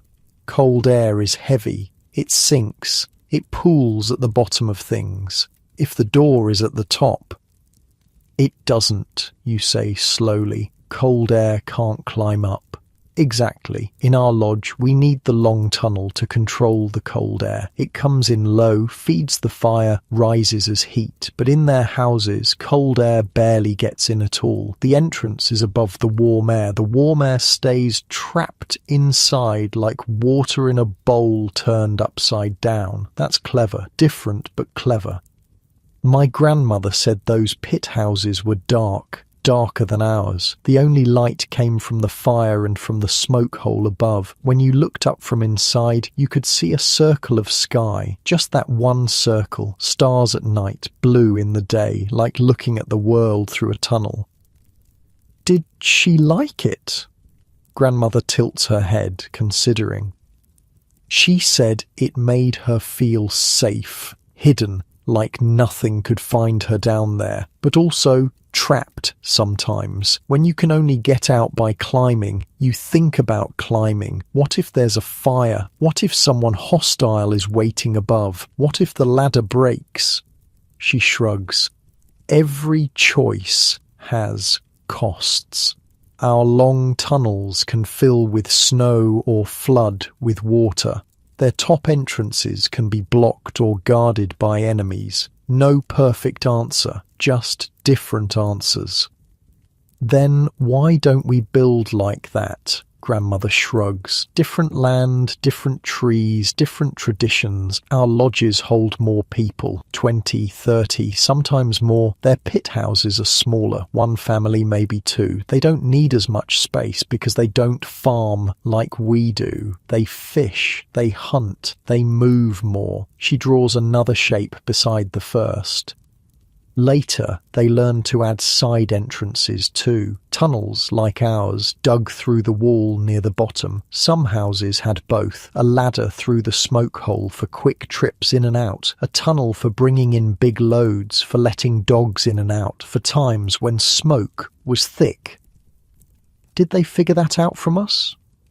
Maybe. Or maybe they figured it out on their own. People trade ideas along with goods. When someone visits and sees a better way, they bring it home. When we send traders west, they come back with stories, new ways of doing things. Sometimes we try them, sometimes we don't. She returns to her sewing, fingers moving automatically.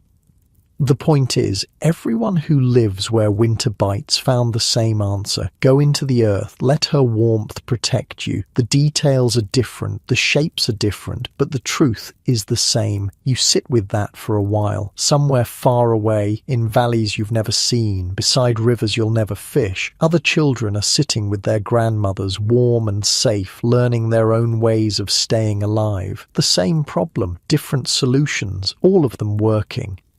What about the fire, you ask? If the entrance is at the top, how do they keep drafts off the flames? Grandmother's eyes light up. Another good question. They build a wall. Inside, between the entrance and the hearth. A low wall, stone or wood, just tall enough to catch the cold air that does get in. She picks up a small stone from near the fire and sets it upright in her palm. When you climb down the ladder, you bring some cold with you. It clings to your body, your clothes. When you step off the ladder, it falls off you, sinks to the floor, wants to flow toward the fire because that's where the air is being drawn. She blows gently across her palm and you can almost see the invisible current she's describing. The wall catches it, stops it, forces it to go around the sides. By the time the air reaches the fire, it's mixed with warmer air. It's not a shock anymore. The fire doesn't stutter. She mimes the movement with her hands, air falling, hitting an obstacle, flowing around it like water around a rock. They call it a deflector. It deflects the cold away from the flames. Without it, every time someone enters, the fire gutters, sputters, tries to go out. With it, the fire burns steady no matter how many people come and go. A deflector, you file that word away. Our tunnel does the same thing, you realise. Gives the cold air a path that doesn't go straight to the fire. Now you're thinking. Grandmother taps her temple. Same problem, different solution, but the thinking behind it is the same. How do we control the cold air? How do we make it go where we want instead of where it wants? Did anyone ever build a lodge with both, a tunnel and a roof entrance? Some did. Later, the best ideas spread. When traders came, they saw what worked and brought those ideas home. Some pit houses ended up with side tunnels added, just like ours, not for the cold air so much, more for convenience, easier to haul wood in, easier to let dogs in and out, easier to escape if someone blocks the top. She pauses. That's how knowledge grows. Someone tries something. It works or it doesn't. If it works, someone else sees it, tries it their way, makes it better or makes it worse. The good ideas survive. The bad ones get forgotten. Like the stories, you say. The good stories get passed down. The bad ones disappear. Grandmother gives you a look you're starting to recognise. Pride mixed with something else. Satisfaction, maybe, that her teaching is taking root. Exactly like the stories. Have you ever seen one? A pit house? Grandmother shakes her head. No, but my grandmother did. When she was young, before I was born, she travelled west with a trading party, spent a winter with the river people, came back with stories. Her voice goes soft. She said climbing down into the earth felt like being swallowed, like the world above disappeared, just gone, nothing but the pit and the fire and the family gathered around it. She said it was the warmest she'd ever been. Or warmer than here? Different warm, closer, smaller. The earth pressed in on all sides. She said you could feel it holding you. You look around your lodge, big, open, room to move, to work, to be apart from each other when you need to. A pit house sounds cramped by comparison, but also cozy, like being held. She missed it when she came home, Grandmother says. For a while, then she got used to our ways again, but she never forgot. The fire pops. Someone coughs on the other side of the lodge. Your aunt is humming as she grinds corn, a steady rhythm like a heartbeat. There are others too, Grandmother says. To the south, in the desert. People live underground in the desert. The desert is cold at night. Colder than people think. The heat goes away when the sun sets and there's nothing to hold it. By morning, water freezes, and in winter it snows in the high deserts. Not like here, but enough to kill you if you're not ready. She draws in the ash again. This time, not a pit. Something different. Lines like cliffs. Boxes stacked on boxes. And the summer sun is brutal, hot enough to cook you if you stand in it too long. So what do you do when it's too hot above and too cold above, but the ground stays the same? You go into the ground. You go into the ground, but these people, they found something special. Cliffs. Huge stone cliffs with alcoves already carved by wind and water. Caves, almost, but open at the front. Shaded from the summer sun, sheltered from the winter wind. She adds more lines to her drawing, walls inside the alcoves, rooms within rooms. The southern people built their homes inside these alcoves, stone upon stone, walls made of rock held together with mud, rooms stacked on rooms, whole villages tucked into the sides of cliffs, hundreds of feet above the valley floor. That sounds impossible. Villages on cliffs? How do they get in?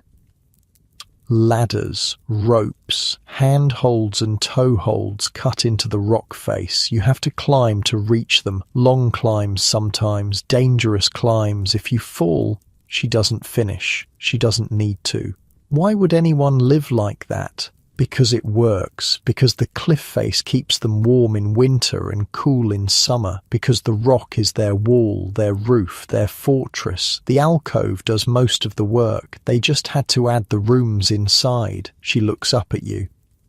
And because it's safe, think about it. You're high up. You can see enemies coming from miles away. And if they do come, what can they do? Climb, one by one, up the cliff face while you wait at the top with stones to throw down. You imagine it. Warriors trying to scale a cliff while people above drop rocks on their heads. They'd be stupid to try, you say. They'd be dead to try, so nobody tries. The cliff people live in peace because attacking them is suicide. They pull up their ladders at night. They sleep safe. No walls to build, no guards to post. The cliff itself is the guard. You chew on that for a while. Do they have fires up in the cliffs? Small ones. The rock holds heat like our earth does. In summer, the stone stays cool because the alcove faces the right direction. In winter, a small fire warms the whole room, and the rock keeps that warmth long after the fire dies down. They burn less wood than we do. Less fuel needed. That's smart. They've had a long time to figure it out. Hundreds of years. Thousands, maybe. Plenty of time to make mistakes and learn from them.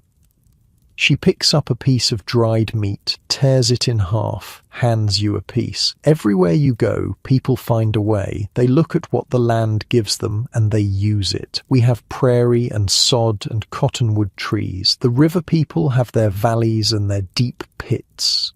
The cliff People have their rock, different materials, different designs, same idea. You chew the meat slowly. It's tough, salty, familiar. How many peoples are there in the world? Grandmother laughs softly. More than you can count, more than anyone can count, spread across the land in every direction. Some we trade with, some we've never met, some we've heard of only in stories passed down so long nobody knows if they're real anymore. She finishes her piece of meat, wipes her fingers on a scrap of hide. But I'll tell you something, every single one of them, wherever they are, whatever they look like, whatever words they speak, they all faced winter, they all faced the cold trying to kill them, and they all found a way to live. She looks at you, and her eyes are serious now. That's what people do. We find a way. We look at the problem and we look at what we have and we figure it out. Your great-great-grandmother did it. Her grandmother did it. Someone, somewhere, tens of thousands of winters ago was the first person to think, what if I dug down? And from that one thought, all of this came. She gestures around the lodge. Never forget that. The world is full of people who are smarter than you, tougher than you, more creative than you, but you come from a line that survived. Every ancestor you have made it through, made it long enough to have children, to teach those children, to pass something down. You're here because thousands of people before you refused to die. The words settle into you, heavy but not crushing, a weight you can carry. When spring comes, you say, can you teach me more about the other peoples? Grandmother nods. When spring comes, I'll teach you everything I know, and then you'll learn more on your own. You'll meet traders, you'll hear stories, maybe someday you'll travel, like my grandmother did. See things I've never seen. She picks up her sewing again. But for now, we wait. We learn what we can learn here. We practice. We get ready. Ready for what? She smiles. For whatever comes next. The afternoon stretches on. Your mother comes to check on you, runs her fingers through your hair, asks to see your stitching. She nods at the work. Not praise exactly, but not criticism either. Acceptable. Good enough. Your father returns as the light starts to fade. He's got a fox this time, caught in a snare near the river. The fur is thick and red, winter coat at its best. Your aunt takes it, already planning. Fox fur makes good trim, warm around the face, around the wrists. Keeps the wind out. The fox itself will be eaten. Nothing wasted. You help with dinner, peeling wild turnips from the storage pit, dropping them into the pot with water and dried meat. The smell fills the lodge as it cooks. Earthy, familiar. You think about the people in their pit houses, 6 feet down, climbing through smoke to reach their families. You think about the cliff people, living in stone, pulling up their ladders against the world, everyone finding a way. The pot bubbles, the fire burns, the lodge holds its warmth. Outside, the stars are coming out. You can't see them from in here, but you know they're there. The same stars that shine on the pit houses, the same stars that shine on the cliff dwellings, the same stars that have watched over every person who ever dug into the earth and survived another winter. Grandmother catches your eye across the fire. What are you thinking about? All the people, you say. Everywhere, all at once, all of them trying to stay warm. She nods slowly. It's a lot to hold in your head. Yeah, don't try to hold it all. Just hold your peace, your lodge, your family, your fire. That's enough. That's what matters. She's right. You know she's right, but still, somewhere in your mind, you're climbing down a notched ladder into darkness. You're walking along a cliff ledge with nothing below. You're meeting people you'll never actually meet, learning things you'll never actually learn. The world is bigger than this lodge. But this lodge is enough. Your mother calls everyone to eat. You find your spot, take your bowl, let the warmth of the stew spread through you. Tomorrow there will be more lessons, more stories, more practice with the needle and thread. Tonight there is food and fire and family, that's all you need. The cold doesn't bite as hard today. You can tell before you even reach the entrance tunnel. The light coming in is softer, warmer. When your father came back from checking traps this morning, his beard wasn't crusted with ice the way it usually is. Good day to walk, your mother says. She's wrapping your brother in furs, preparing him for the cold. I'm going to visit Singing Bird. You should come. Singing Bird is your mother's cousin. She lives in another lodge on the far side of the village. You've been there before, in summer, but never in winter. The thought of going outside, really outside, not just to the tunnel mouth and back, makes your heart beat faster. Can I? Your mother smiles. Get your robe. You grab the bison hide, the thick one with the fur still on, and wrap it around yourself. Your grandmother is watching from her spot by the fire. Learn something, she says. You nod. You always learn something. The tunnel feels longer today. Maybe because you're excited. Maybe because you know what's waiting at the end. Your mother goes first, your brother bundled against her chest. You follow, crouching, hands against the cold, packed earth. And then you're out. The world hits you like a slap. White. Everywhere white. The snow reflects the sun so bright it stabs your eyes. You have to squint, almost close them completely, and even then the light gets through. Your grandmother warned you about this. Snow blindness, she called it. Spend too long out here without protection and you'll be stumbling around like a newborn calf. The paths between lodges have been dug deep, trenches, really, with walls of snow on either side, taller than your head. You walk between them like walking through a canyon. The snow is so close you could reach out and touch it, and the cold, even on a good day, it finds you immediately. Crawls up under your robe, finds the gaps at your wrists, your neck. Your cheeks start to sting. Your nose runs, and when you wipe it, the snot freezes on your mittens.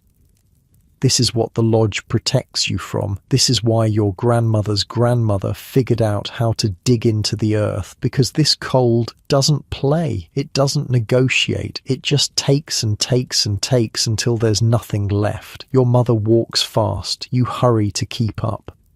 Other people are out too. You pass a man carrying wood, his arms shaking under the weight. Another hauling something wrapped in hide, breath coming in hard puffs. Everyone moves with purpose. Nobody lingers. The cold doesn't allow lingering. Mother, you say, what happens if someone falls out here? In the snow? She doesn't slow down. They yell. Someone comes. We don't leave people in the cold. What if nobody hears? She glances back at you, and something flickers in her eyes. Then they die. That's why we dig the paths deep. That's why we check on each other. That's why we listen. You file that away. The cold kills. The village saves. One without the other means death.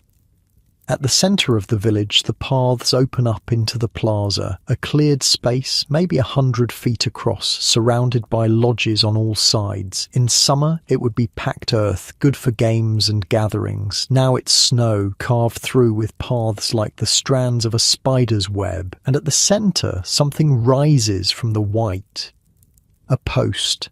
Cedar, you think. Taller than a man, carved with symbols you don't recognize. Around its base, offerings are piled despite the snow. Feathers, bundles of dried plants, small pouches that might hold tobacco or sacred herbs. What is that? Your mother pauses.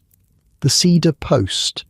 It marks the center of the village, the center of everything. Why? Because that's where Lone Man walked when the world was flooded. He built a wall of cedar to hold back the water and save our people. The post remembers him. You stare at it, just a post, wood standing in snow, but somehow, knowing the story, it looks different. More solid, more important. Your mother starts walking again and you tear your eyes away. That's when you hear it. A cry. Not words, just sound. Coming from somewhere ahead, muffled by the snow walls. Your mother stops. Her head snaps toward the sound. "Stay close," she says, and moves fast. You follow, half running to keep up. The trenched path curves around a lodge, and then you see them. Two women, one of them on her knees in the snow. The other is trying to pull her up. The kneeling woman is old, her face grey, her body shaking. "She slipped," the standing woman says, voice tight with fear. "She can't get up. Her leg." Your mother hands you the bundle with your brother in it. Hold him. Don't move. She kneels beside the old woman, talking low, hands moving over the injured leg. The old woman whimpers. Her lips are turning blue. "We need to get her inside," your mother says. "Now. She's too cold." The standing woman looks around, desperate. "The lodge is too far. She can't walk." "Then we carry her." Your mother looks at you, at the baby in your arms, at the distance to the nearest tunnel entrance. "Little Fawn. See that lodge? The one with the red mark by the tunnel?" You look. It's close, maybe 30 steps. "Go, tell them we need help. A woman is hurt. Go now." You don't hesitate. You run. The snow is deeper than you expected between the main path and the lodge entrance. It comes up past your knees. Your brother wakes and starts crying, startled by the movement. You push through anyway, legs burning, lungs aching from the cold air. The tunnel entrance is dark. You duck inside, still clutching your brother, and scramble down into warmth. "Help!" Your voice cracks. "There's someone hurt. In the plaza. She fell." Faces turn toward you. A man, a woman, children. The man is already moving, grabbing a robe, pushing past you toward the tunnel. "Show me," he says. You lead him back out. The cold hits again, worse this time because you'd forgotten it for those few seconds inside. By the time you reach the plaza, more people have gathered. The old woman is being carried now, 4 people holding her, moving fast toward the nearest lodge. Your mother sees you and takes your brother back. Her face is pale but calm. "You did good," she says. The old woman disappears into a tunnel entrance. Someone is already running toward the medicine lodge, probably to get the healer. The village is moving, responding, doing what it does. Nobody is left alone in the cold. Your mother takes your hand. It's shaking. You didn't notice until now. "She'll be okay," your mother says. "Her leg is hurt, but she's warm now. That's what matters." You nod. Your heart is still pounding. "Let's go see Singing Bird," your mother says. "We all need to warm up." Singing Bird's lodge is smaller than yours, maybe 40 feet across instead of 60. When you enter through the tunnel and emerge into the main space, the differences hit you immediately. The sleeping platforms are arranged closer to the center. The storage pits are in different places. The smell is different. Still smoke and earth, but mixed with something else. Herbs, maybe. Something sweet. Singing Bird is waiting near the fire. She's older than your mother, her hair streaked with grey, her face lined from years of smiling. She hugs your mother, makes faces at your brother until he laughs and then looks at you. You look like you've seen something. Your mother tells her about the old woman, about you running for help, about the whole thing. Singing Bird's face goes serious. "That was Grey Owl's mother," she says. "She's been having trouble with that leg all winter. Stubborn woman. Won't stay inside when she should. Will she be okay?" Singing Bird shrugs. "The healer is good. The village will take care of her. Whether she's okay depends on how bad the break is, and whether she's smart enough to rest." She turns to you, really looks at you. "You ran for help." "Mother told me to." You ran through deep snow carrying a baby to get help for a stranger. That's not nothing. You don't know what to say. It didn't feel like a choice. It felt like the only thing to do. Singing bird pats the ground beside her. Sit, warm up. You've earned some tea. You settle near the fire. The warmth is immediate, washing over you, chasing away the chill that crept in during the walk. Your hands are still shaking a little. You hold them toward the flames. This is what the village is, Singing Bird says, pouring hot tea into a bowl. What you did today, what your mother did, what the man who came running did, we're all pieces of something bigger. She hands you the bowl. The liquid is hot, slightly bitter, made from dried berries and herbs. It spreads through you like a second fire. One person alone in the cold dies, she continues. 2 people have a chance. A whole village, we survive. We've been surviving for longer than anyone can remember. Your mother is nursing your brother, half listening. Singing Bird's voice is low, just for you. Do you know why women own the lodges? You shake your head. Because we're the ones who stay. Men hunt, men fight, men wander, but women stay. We birth the babies, we keep the fires, we hold the knowledge. When a man dies in a hunt, his family survives because the lodge belongs to his wife. She doesn't lose her home. She doesn't have to beg. She has a place. You think about grandmother, about your mother, about Singing Bird herself in this lodge that has been passed down through generations of women.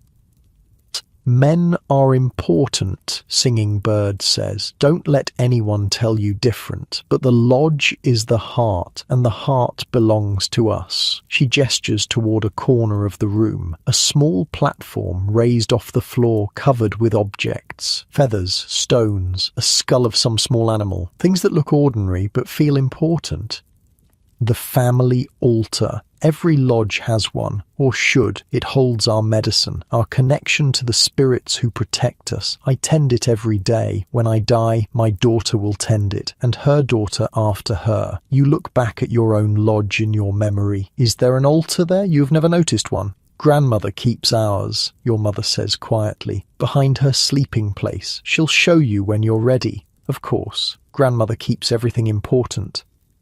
The afternoon passes slowly. Your brother sleeps in a pile of furs. The women talk about the old woman who fell, about whose husband is drinking too much, about the spring planting that feels so far away. You half listen. Mostly you think about what happened, the cry in the snow, your mother's calm command, the weight of your brother in your arms as you ran, the man who came without hesitation.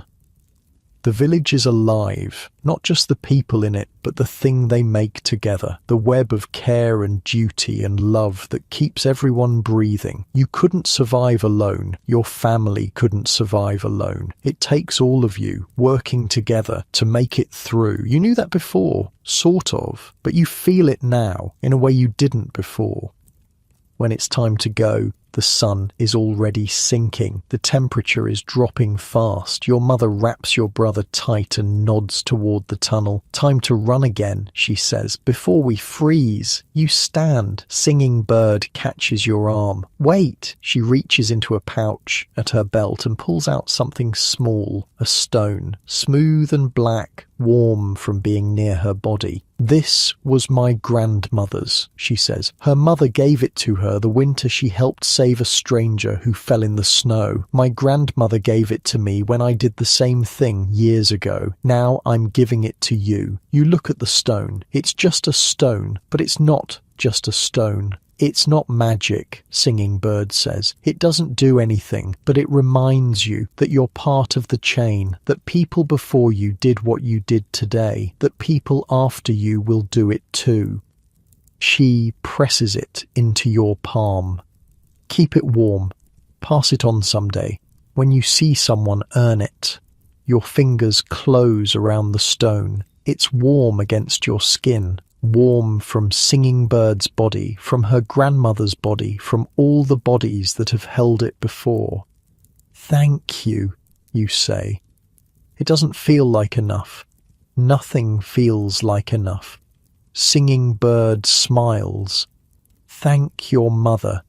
She raised you right. Now go before you freeze.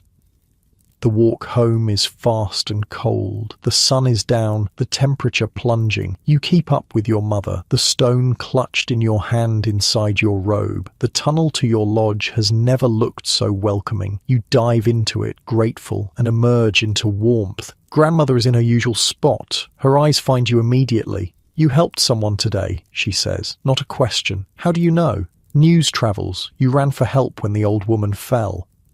You nod. The stone in your hand feels heavier now, more real. Singing Bird gave me something. You hold out the stone. Grandmother's eyes widen just a little. Ah, she says, that stone. You know it? I know the story. Singing Bird's grandmother was famous for it. She gave it to Singing Bird 40 winters ago. I never thought I'd see it pass on. She reaches out and touches the stone just for a moment. Her fingers are rough and warm. You earned it, she says. Keep it close. You put the stone in the pouch at your waist, next to the bone needle she gave you last week. Small things, ordinary things, gifts from people who want you to survive. The whole village is like that, you realise. Everyone giving everyone else what they need to make it through. Knowledge from grandmothers, luck from cousins, food from hunters, warmth from the earth itself, and now this stone, passed down through generations of women who ran through snow to help strangers. You're part of the chain now. Dinner is corn soup again, stretched thin. The storage pits are getting lower. Less than there was, less than there will need to be. But spring is coming. Somewhere out there, beyond the white and the cold, the days are getting longer. The earth is starting to remember warmth. You curl into your furs after dinner, full enough, warm enough, tired in a good way. Tomorrow there will be more lessons, more practice, more waiting. Tonight you sleep with a smooth black stone pressed against your heart, and you dream of running through snow, of hands reaching out to help, of a village that breathes together like a single living thing. The cold comes back with a vengeance. For a few days after your walk to Singing Bird's lodge, the weather stayed soft, almost gentle for winter. People moved between homes, children played in the trenched paths. There was talk of the worst being over. That talk stopped when the next storm hit. 3 days of wind that screamed like something dying. Snow so thick you couldn't see the entrance tunnel from inside the lodge. The temperature dropped so low that the water in the pot near the door froze solid overnight, even with the fire burning. Your father tried to go out the first morning. He made it 10 steps from the tunnel mouth before turning back. Can't see, he said, ice already forming on his eyebrows. Can't breathe. So you wait, everyone waits. The fire burns low because wood is running short and there's no way to get more. Your mother rations the food more carefully than before. Half portions, then less than half. On the second day, your brother cries from hunger. Your mother feeds him first, gives him her portion, pretends she's not hungry. You see it. You don't say anything. On the third day, the storm breaks. The sun comes out, weak and pale, and the men dig out the tunnel and go looking for wood. They come back with barely enough to last another week, and then the real truth becomes clear. The storage pits are almost empty. You knew they were getting low. You've watched your mother dipping into them every day, coming up with less and less, but you didn't understand how bad it was until you see her face when she comes back from the deepest pit, the one that held the pemmican, the emergency food. She doesn't say anything. She doesn't have to. That night, dinner is thin broth, water with a handful of dried corn boiled until it falls apart, enough to wet your stomach, not enough to fill it. You go to bed hungry, really hungry, not the kind of hungry where you wish you had more, the kind where your stomach cramps and twists and keeps you awake. In the darkness, you hear your grandmother stirring, the rustle of furs, the soft sound of her moving closer to the fire. You get up and join her. She's sitting with her back to the flames, staring into the shadows on the far wall. Her face looks older in the firelight. More lines, more years. "Can't sleep?" she asks. You shake your head. "Hungry?" You nod. She reaches into a pouch at her waist and pulls out something small, a strip of dried meat, no bigger than your finger. Where she got it, you don't know. Maybe she's been hiding it, saving it. "Eat slow," she says, pressing it into your hand. "Make it last." You tear off a tiny piece with your teeth and let it sit on your tongue. The taste of salt and fat and something smoky. You want to swallow it all at once. You don't.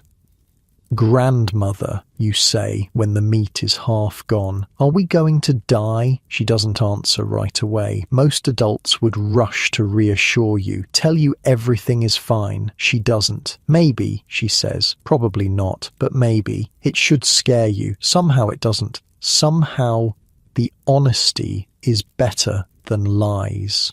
"Has it been this bad before?" She lets out a long breath.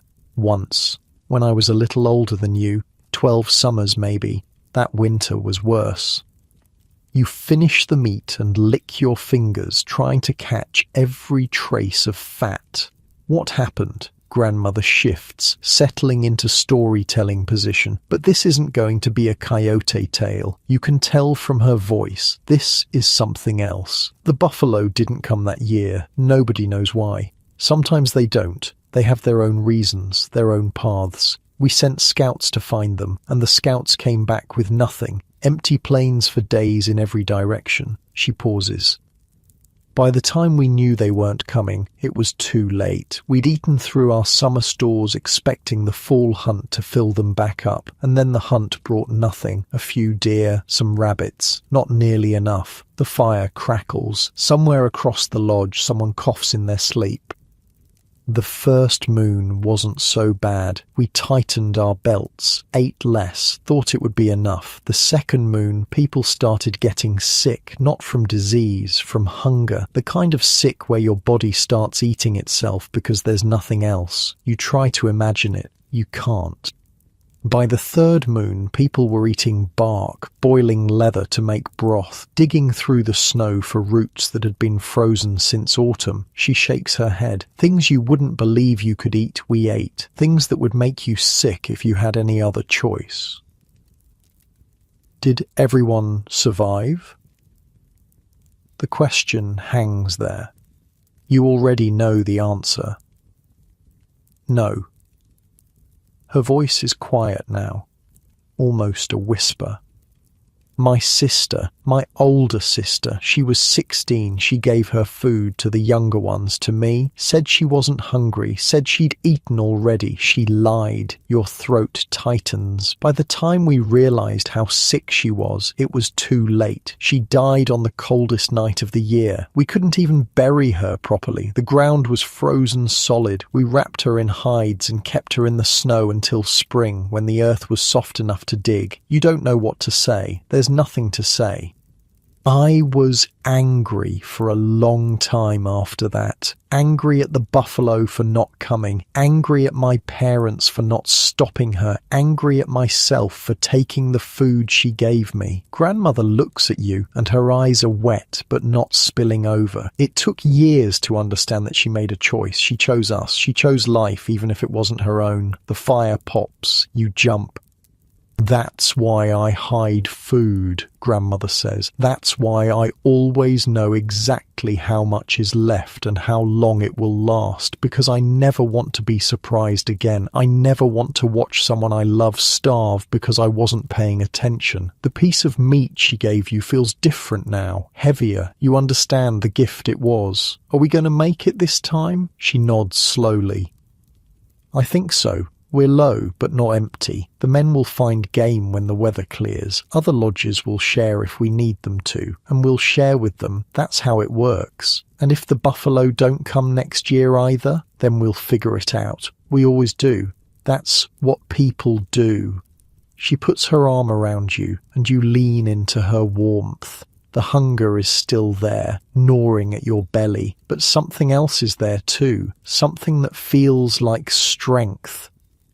Go back to sleep, she says. Tomorrow will be better. You're not sure you believe her, but you go anyway. The next day, word spreads through the village. Running Elk, an old man 3 lodges over, is dying, not from hunger, from something in his chest, a sickness that started as a cough and turned into something worse. His breath rattles like stones in a dry gourd. He can't eat, can't drink, can barely speak. His family has called for the healer. You don't see the healer come. You don't see the ceremonies that happen inside Running Elk's lodge, but you hear about them. Everyone does. The drums, the singing, the smoke from sacred herbs billowing out of the tunnel entrance. Your grandmother goes to help. She comes back hours later, looking tired but calm. Will he live? Your mother asks. Grandmother shrugs. That's not for us to decide. We did what we could. The spirits will do the rest. That night, your father returns from hunting with a rabbit. 1 rabbit for the whole family. But it's something. It's more than nothing. He's been gone since before dawn, walked 5 miles through snow up to his knees, checked every snare, every trap, every spot where game might shelter. 1 rabbit, that's all the land gave up. He doesn't complain. He never complains. He just hands the rabbit to your mother and goes to sit by the fire, his hands shaking from cold, his face raw from wind. Your mother gets to work. She doesn't waste a single scrap. The meat goes in the pot, the bones go in the pot, the fat, the sinew, the organs, everything. She scrapes the hide and sets it aside. Even that will be useful later. Nothing is thrown away. She adds the last of the wild turnips, the ones that have been sitting at the bottom of the storage pit for months, wrinkled and soft but still edible, seasons the stew with dried herbs that make everything taste like summer, like sunshine, like hope. The smell fills the lodge. Your mouth waters so hard it almost hurts. When the stew is ready, she portions it carefully, equal shares for everyone. Your brother gets a little extra because he's young and needs to grow. Nobody argues. It's not enough. It's never enough, but it's warm and real and fills your belly for the first time in days. You can feel your body grabbing onto every bit of nourishment, hoarding it, using it, and then something happens that you don't expect. A knock on the tunnel entrance. Your father goes to check. He comes back with a bundle, wrapped in hide, heavy. From Singing Bird, he says. She says they have extra.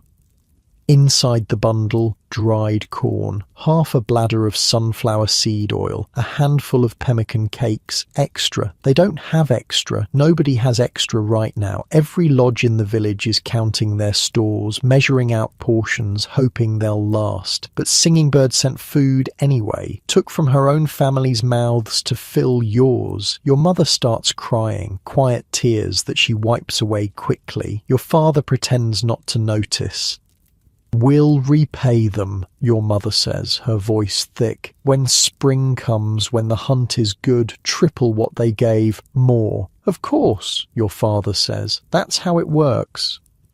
That's how it works. You've heard that phrase a dozen times now. It's starting to mean something. It means that nobody keeps score. Not really. It means that when someone is low, others lift them up. It means that someday, years from now, maybe you'll be the one with extra and you'll remember this moment and you'll give without expecting anything back. The food from Singing Bird lasts 3 days, stretched thin, mixed with what little you had left, but still, 3 days of not being quite so hungry. Then another gift arrives, this time from a lodge on the far side of the village, a family you barely know, an old woman with a crooked back, her daughter's husband. They've heard about your situation. Word travels fast in a village where everyone's survival depends on everyone else.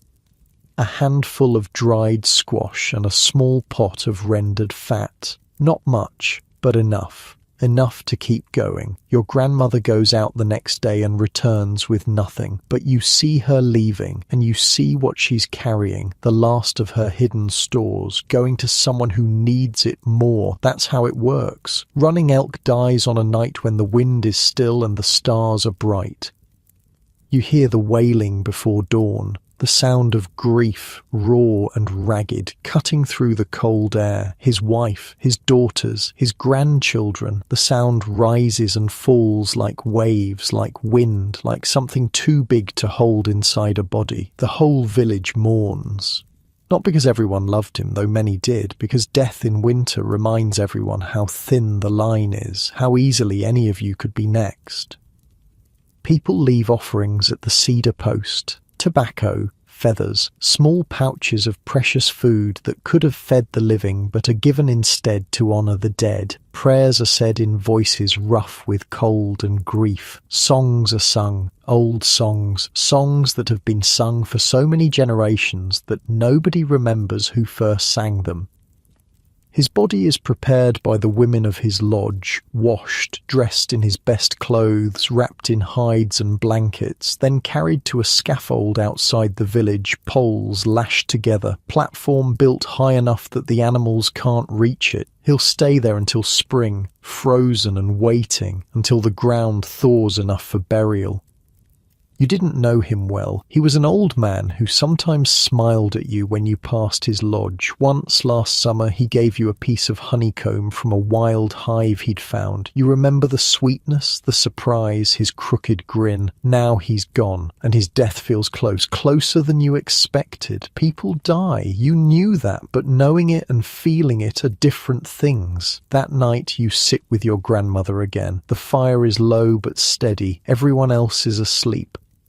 I saw Running Elk's wife today, you say. She looked so sad. Grandmother nods. She'll be sad for a long time. That's what love costs. Is it worth it, loving people, if it hurts so much when they go? She looks at you for a long moment. What do you think? You think about your mother, your father, your brother, your grandmother, singing bird with her smooth black stone, the whole village, sharing and caring and keeping each other alive.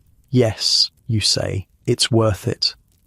Then you already know the answer. She stirs the fire with a stick, sending sparks spiraling upward. Life is hard. Winter is hard. People leave, one way or another. But the leaving wouldn't hurt if the having wasn't precious. The grief is proof that we loved, that we lived.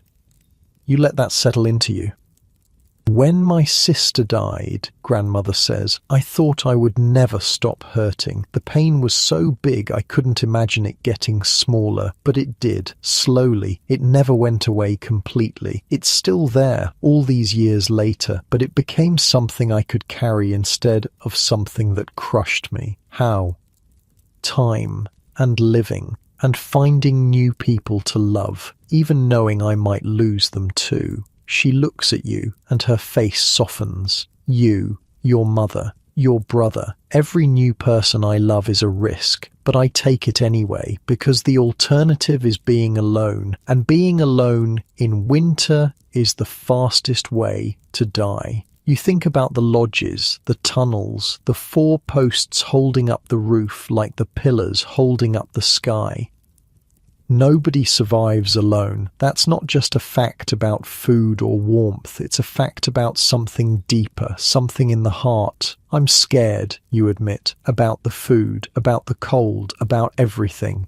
Good, grandmother says. You blink at her. Good. Fear keeps you alive. Fear makes you careful. Fear makes you pay attention. She pokes the fire again. The trick is not to let it freeze you. Feel the fear. Then do what needs to be done anyway. You nod slowly. Now go to sleep. Tomorrow the men are hunting again. Maybe they'll find something, maybe they won't. Either way, we'll deal with it. You go back to your furs. The hunger is still there, duller now, almost familiar. The cold is still there, held back by earth and fire, but never quite gone. But something else is there too. A small hard kernel of something that might be hope.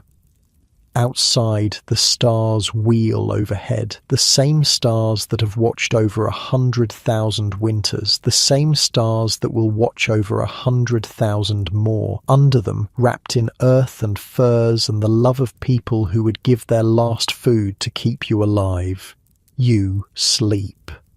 And somehow, despite everything, you feel safe. Something is changing.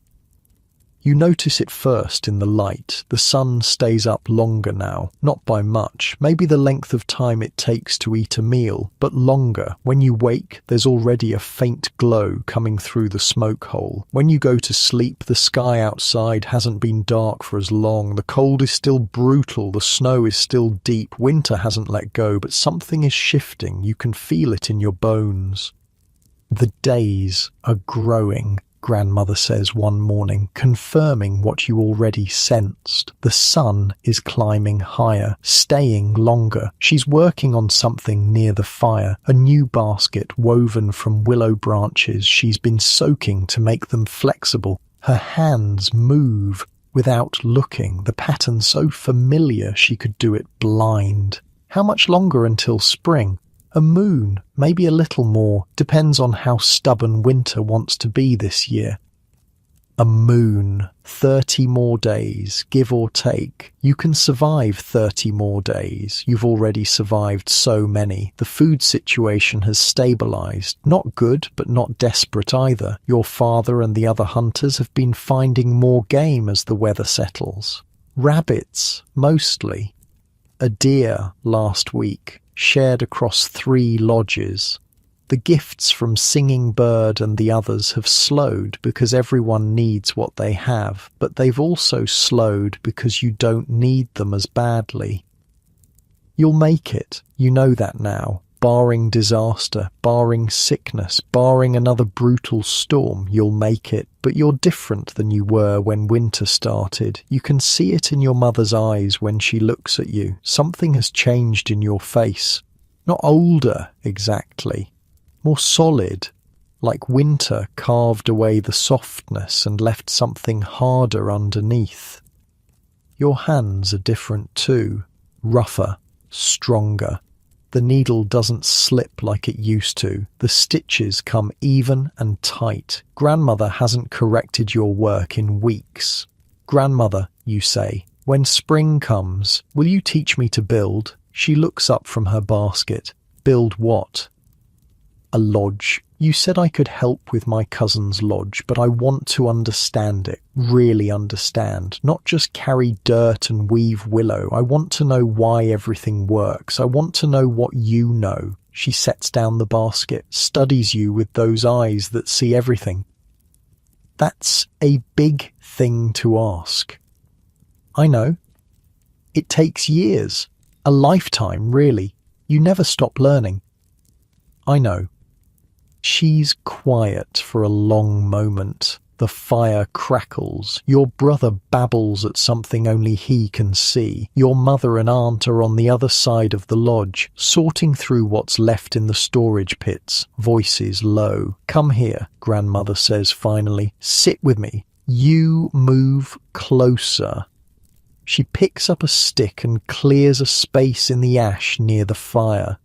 You want to know what I know. But do you understand what that means? What you're really asking for? You hesitate. You thought you did. Now you're not sure. Grandmother draws a line in the ash, then another line connected to it, then another. This is knowledge, she says. Not the knowing itself, the way it moves, the way it passes. She points to the first line.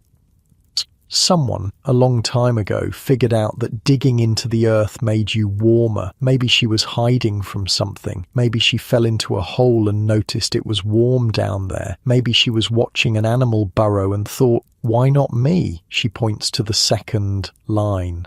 She told her daughter. Her daughter told her daughter. Each one added a little. Deeper, wider, a roof, a fire pit, the entrance tunnel. Each generation handed down what they knew and added what they learned.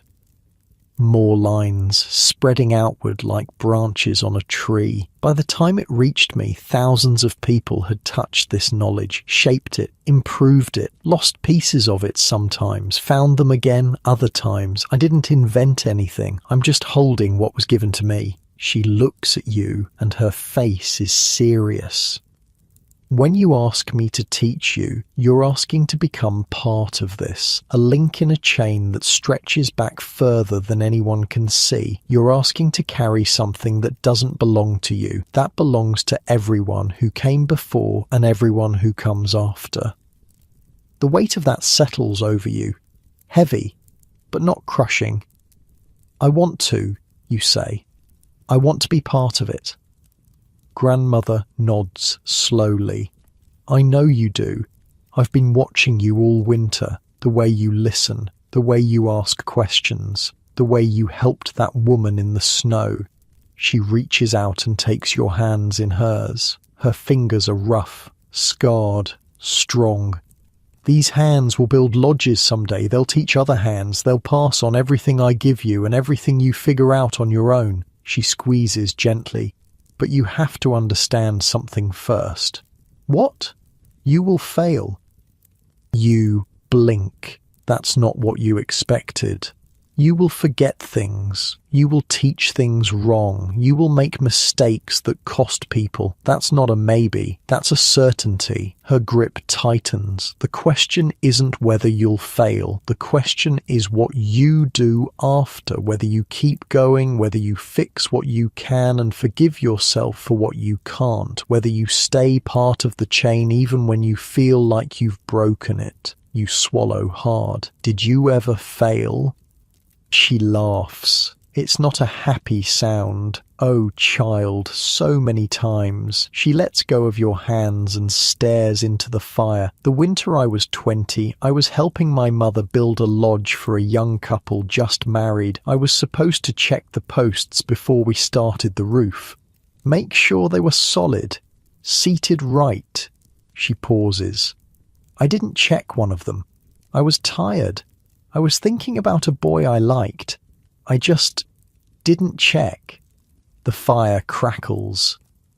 The lodge collapsed that spring. Nobody died, thank the spirits. But the woman inside broke her arm. The baby she was carrying came early and didn't survive. Your stomach drops. It was my fault. I knew it was my fault. Everyone knew it was my fault, even though nobody said so. I wanted to die. I wanted to walk into the snow and never come back. She looks at you and her eyes are wet.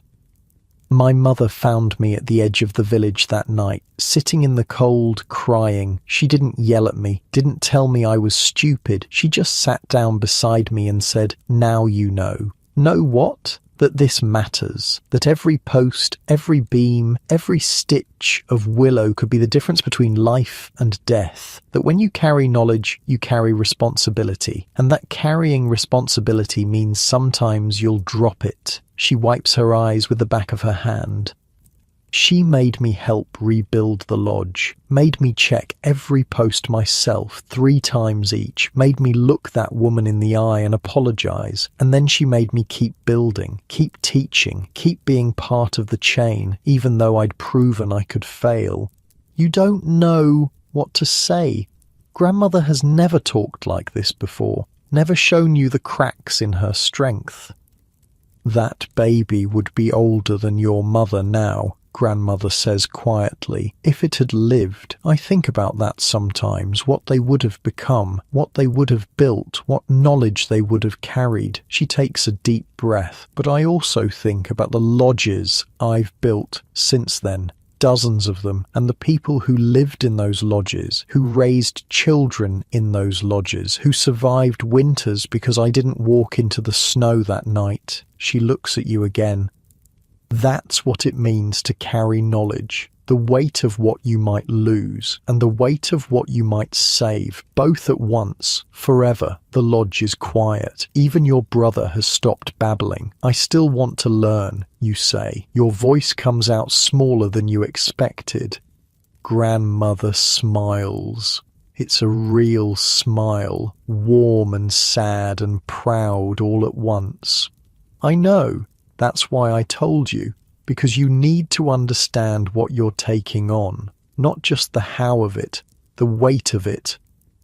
She picks up her basket again, starts weaving. When spring comes, we'll start. Your cousin's lodge will be your first. You'll carry dirt and weave willow and do all the things you said you didn't want to do, because that's how you learn, from the ground up, one piece at a time. And then you'll do it again. And again, and somewhere along the way, you'll start to understand. Not because I told you, but because your hands figured it out, because your body learned what your mind couldn't. She glances at you sideways. You'll still fail sometimes, everyone does, but you'll also succeed, and the successes will outweigh the failures if you keep going long enough. The fire burns low. Your mother comes over to add more wood. She looks at you, at grandmother, seems to sense something important has happened but doesn't ask. That night, grandmother tells one more story. Not a coyote tale, not a creation myth, something different. There was a woman, she says, her voice low and steady, who lived alone at the edge of a village far from here. She had outlived everyone, her husband, her children, her grandchildren. One by one they had all gone into the ground, and she was left. The lodge is quiet, everyone listening.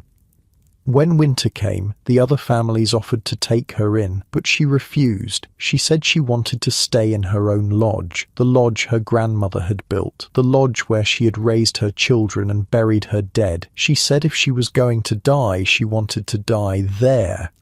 Grandmother pauses. The villagers tried to help. They brought her food, wood, company, but she was old and tired and ready to let go. By the deepest part of winter, she had stopped eating, stopped tending the fire, stopped caring whether she lived or died. Your chest tightens. One night, the coldest night of the year, a young woman went to check on her. She found the old woman lying by the dead fire, barely breathing. The lodge was cold as a grave. Snow was starting to drift in through the smoke hole. Grandmother's voice drops to almost a whisper.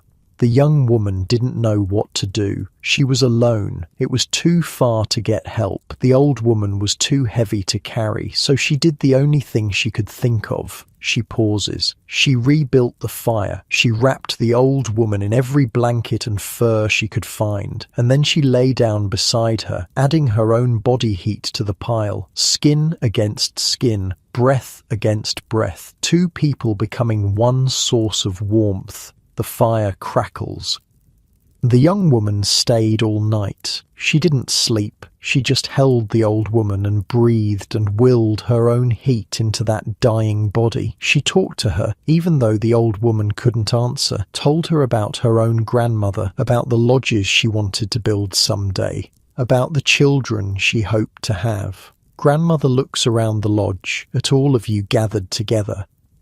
In the morning, the old woman opened her eyes. She looked at the young woman and said, "You stayed." And the young woman said, "Of course I stayed. That's what we do." She lets that sit. The old woman lived until spring, saw the snow melt, saw the flowers come up, watched the young woman get married and move into a lodge of her own, died a few weeks later, peaceful, in the sunshine, with that young woman holding her hand.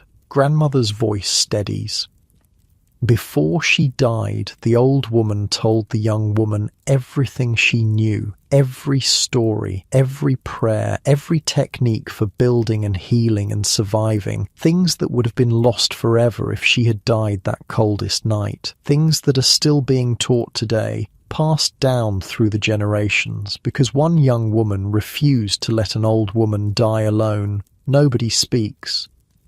The young woman was my grandmother's grandmother, grandmother says. The old woman had no blood family left, but she had knowledge, and she gave it to someone who was willing to carry it. That's how our line began, not with blood, but with a night in the cold and a refusal to let go. She looks at you. That's what knowledge is. It's not just information, it's love. The old woman loved the young woman enough to give her everything. The young woman loved the old woman enough to stay, and every generation since has loved the next enough to pass it on. You think about the stone in your pouch, about Singing Bird's grandmother who carried it, about all the women before her. When you carry knowledge, grandmother says, you carry love, the love of everyone who gave it to you, the love you'll give to everyone who receives it from you. It's the heaviest thing in the world and the lightest, both at once. She picks up her basket again. Now, enough talking. We still have a moon of winter left. Tomorrow we'll start teaching you the prayers. The ones we say when we raise the centre posts, the ones that thank the trees for giving their lives. You nod. Your throat is tight. Get some sleep. You'll need your strength. You go to your furs, but you don't sleep right away. You lie there, staring at the curved ceiling of the lodge, thinking about the old woman and the young woman, about the night in the cold, about knowledge and love, and the weight of carrying both. Outside, you can hear the faint sound of water dripping.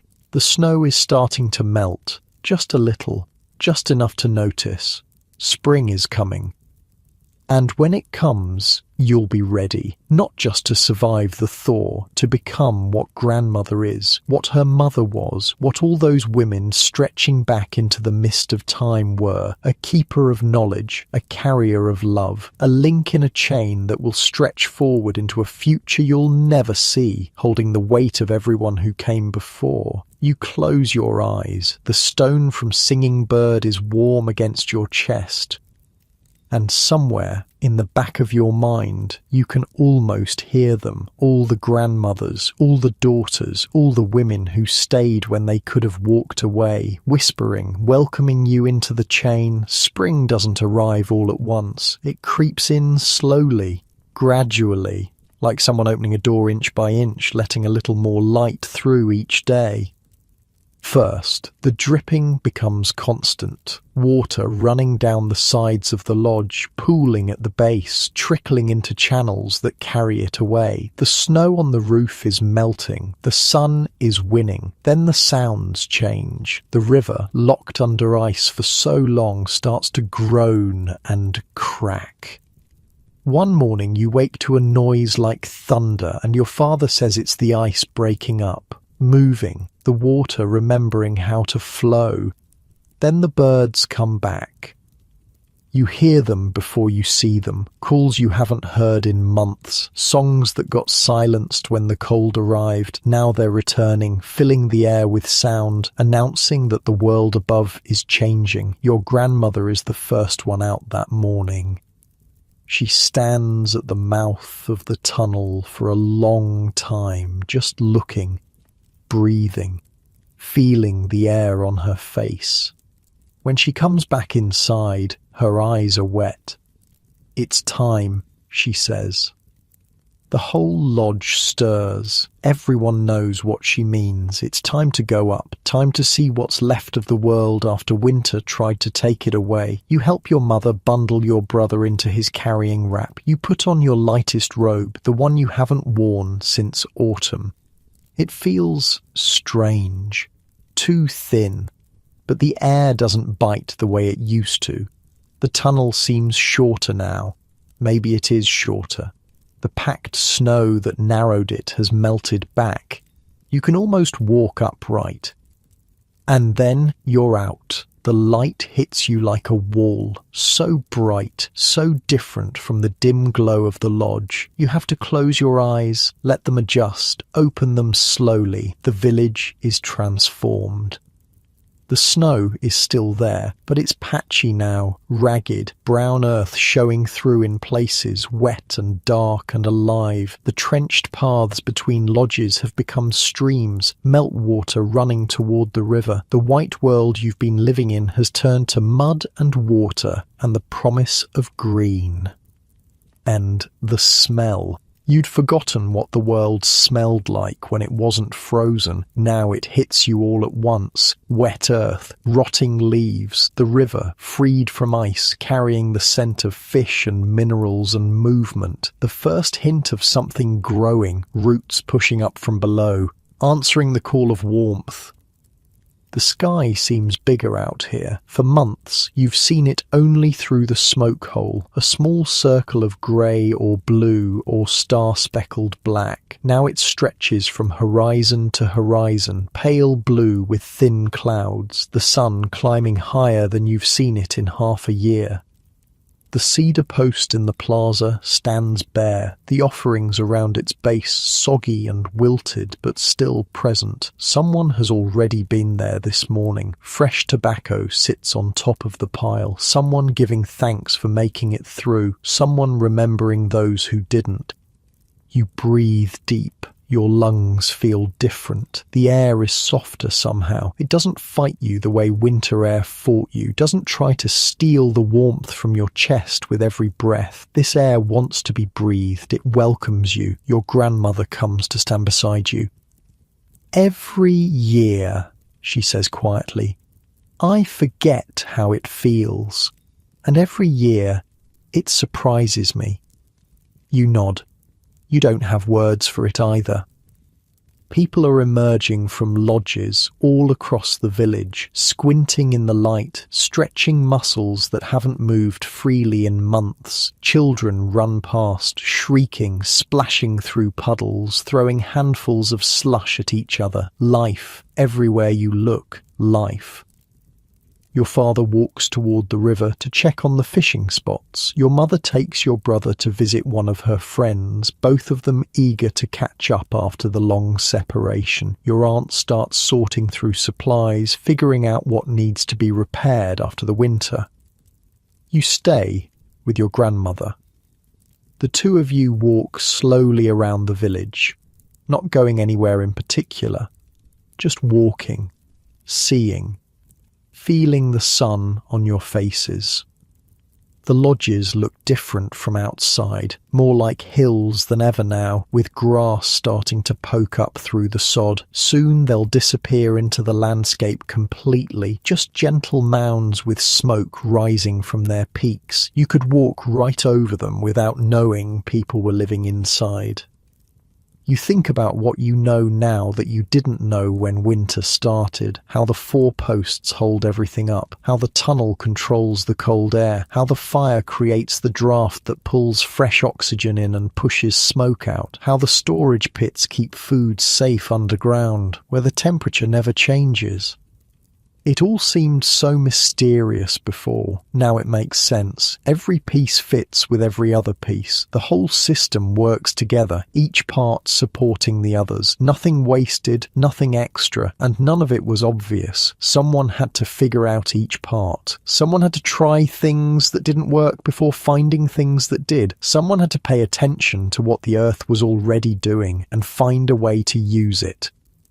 You look at your grandmother walking beside you, and you see her differently now too, not just as grandmother, as a carrier of knowledge, a holder of wisdom that took thousands of years to accumulate. Every story she tells, every lesson she teaches, every correction she gives, it all comes from somewhere, from someone, from the long chain of people who refuse to let winter win. It worked, you say. Grandmother glances at you. The lodge, the tunnel, the fire, the storage pits, all of it. We made it through. She nods slowly. We did. Was it luck, or was it the way we built things? She considers the question. You've learned by now that she always takes questions seriously, always thinks before answering.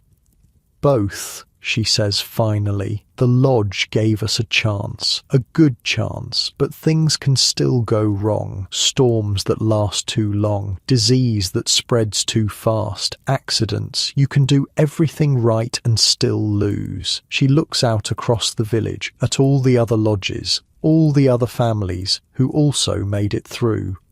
We were lucky this year, lucky and prepared. The preparation is what we control. The luck is what we hope for.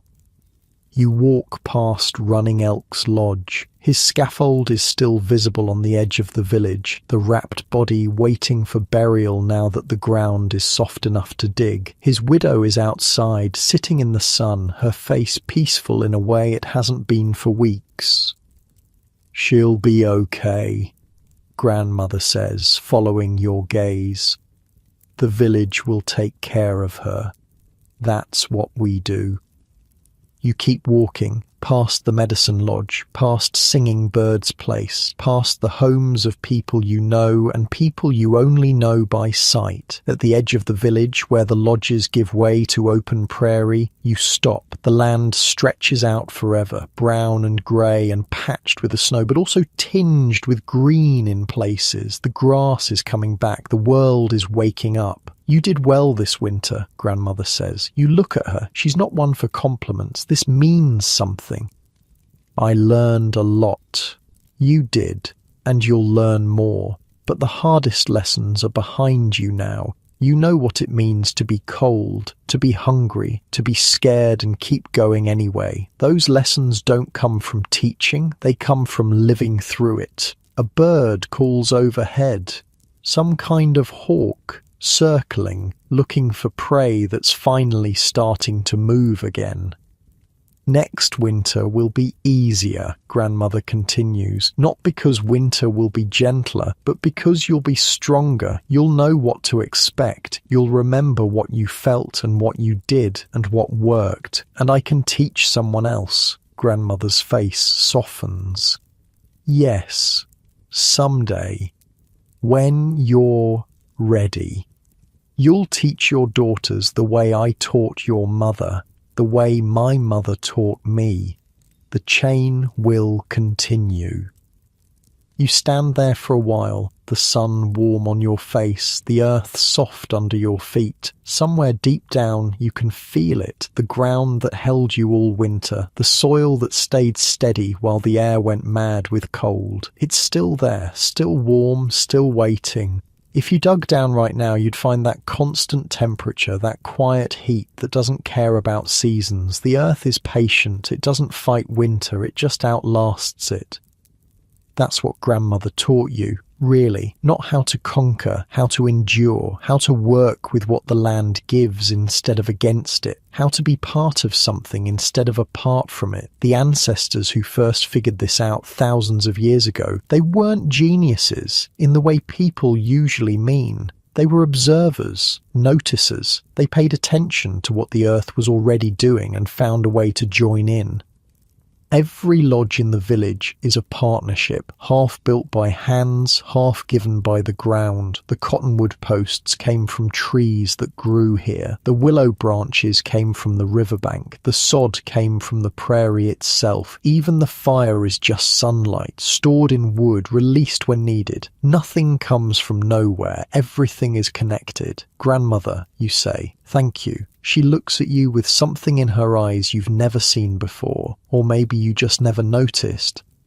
"Thank the earth," she says. "Thank the ones who came before. Thank everyone who figured out one small piece of the puzzle and passed it along. I'm just the one who happened to be here to hand it to you." She puts her arm around your shoulders. "Now, let's go help with the cleanup. Winter made a mess. Spring needs us to fix it."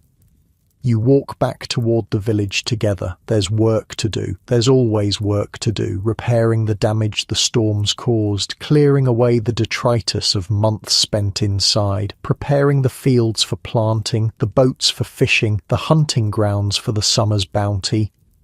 But first, tonight, there will be a gathering, the whole village coming together in the open air for the first time since autumn, food shared, songs sung, stories told about the winter just past, already turning into legend. They build a fire in the plaza, bigger than any fire you've seen all winter. No need to conserve wood now, no need to ration warmth. They pile logs high and let them blaze, and the flames leap toward the stars like they're trying to touch them.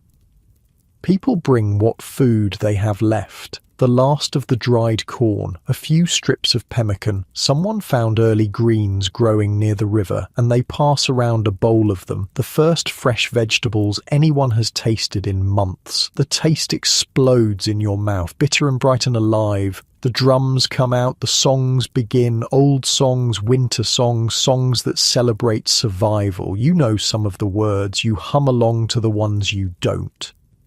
Your grandmother sits with the elders, talking in low voices, probably sharing wisdom or gossip or both. Your mother holds your brother on her lap, letting him watch the fire with wide eyes. Your father stands with the other hunters, already planning the first spring hunts, already thinking about the work to come. And you sit with the other children, the ones you barely saw all winter, the ones who survived in their own lodges, learned their own lessons, came through their own versions of the same long wait. You trade stories. Who got scared during the worst storm? Who cried when the food ran low? Who learned something new, made something good, helped someone when it mattered? The winter becomes a shared experience, something that belongs to all of you now, a bond that will last the rest of your lives. When the fire dies down to coals and people start drifting toward their lodges, you stay a little longer. The night air is cool but not cold. The stars are bright, the same stars that watched over you all winter, the same stars that have watched over every winter since the world began. You'll sit with your family around a fire that doesn't need to burn for survival anymore, that burns just for warmth, just for light, just for the pleasure of it.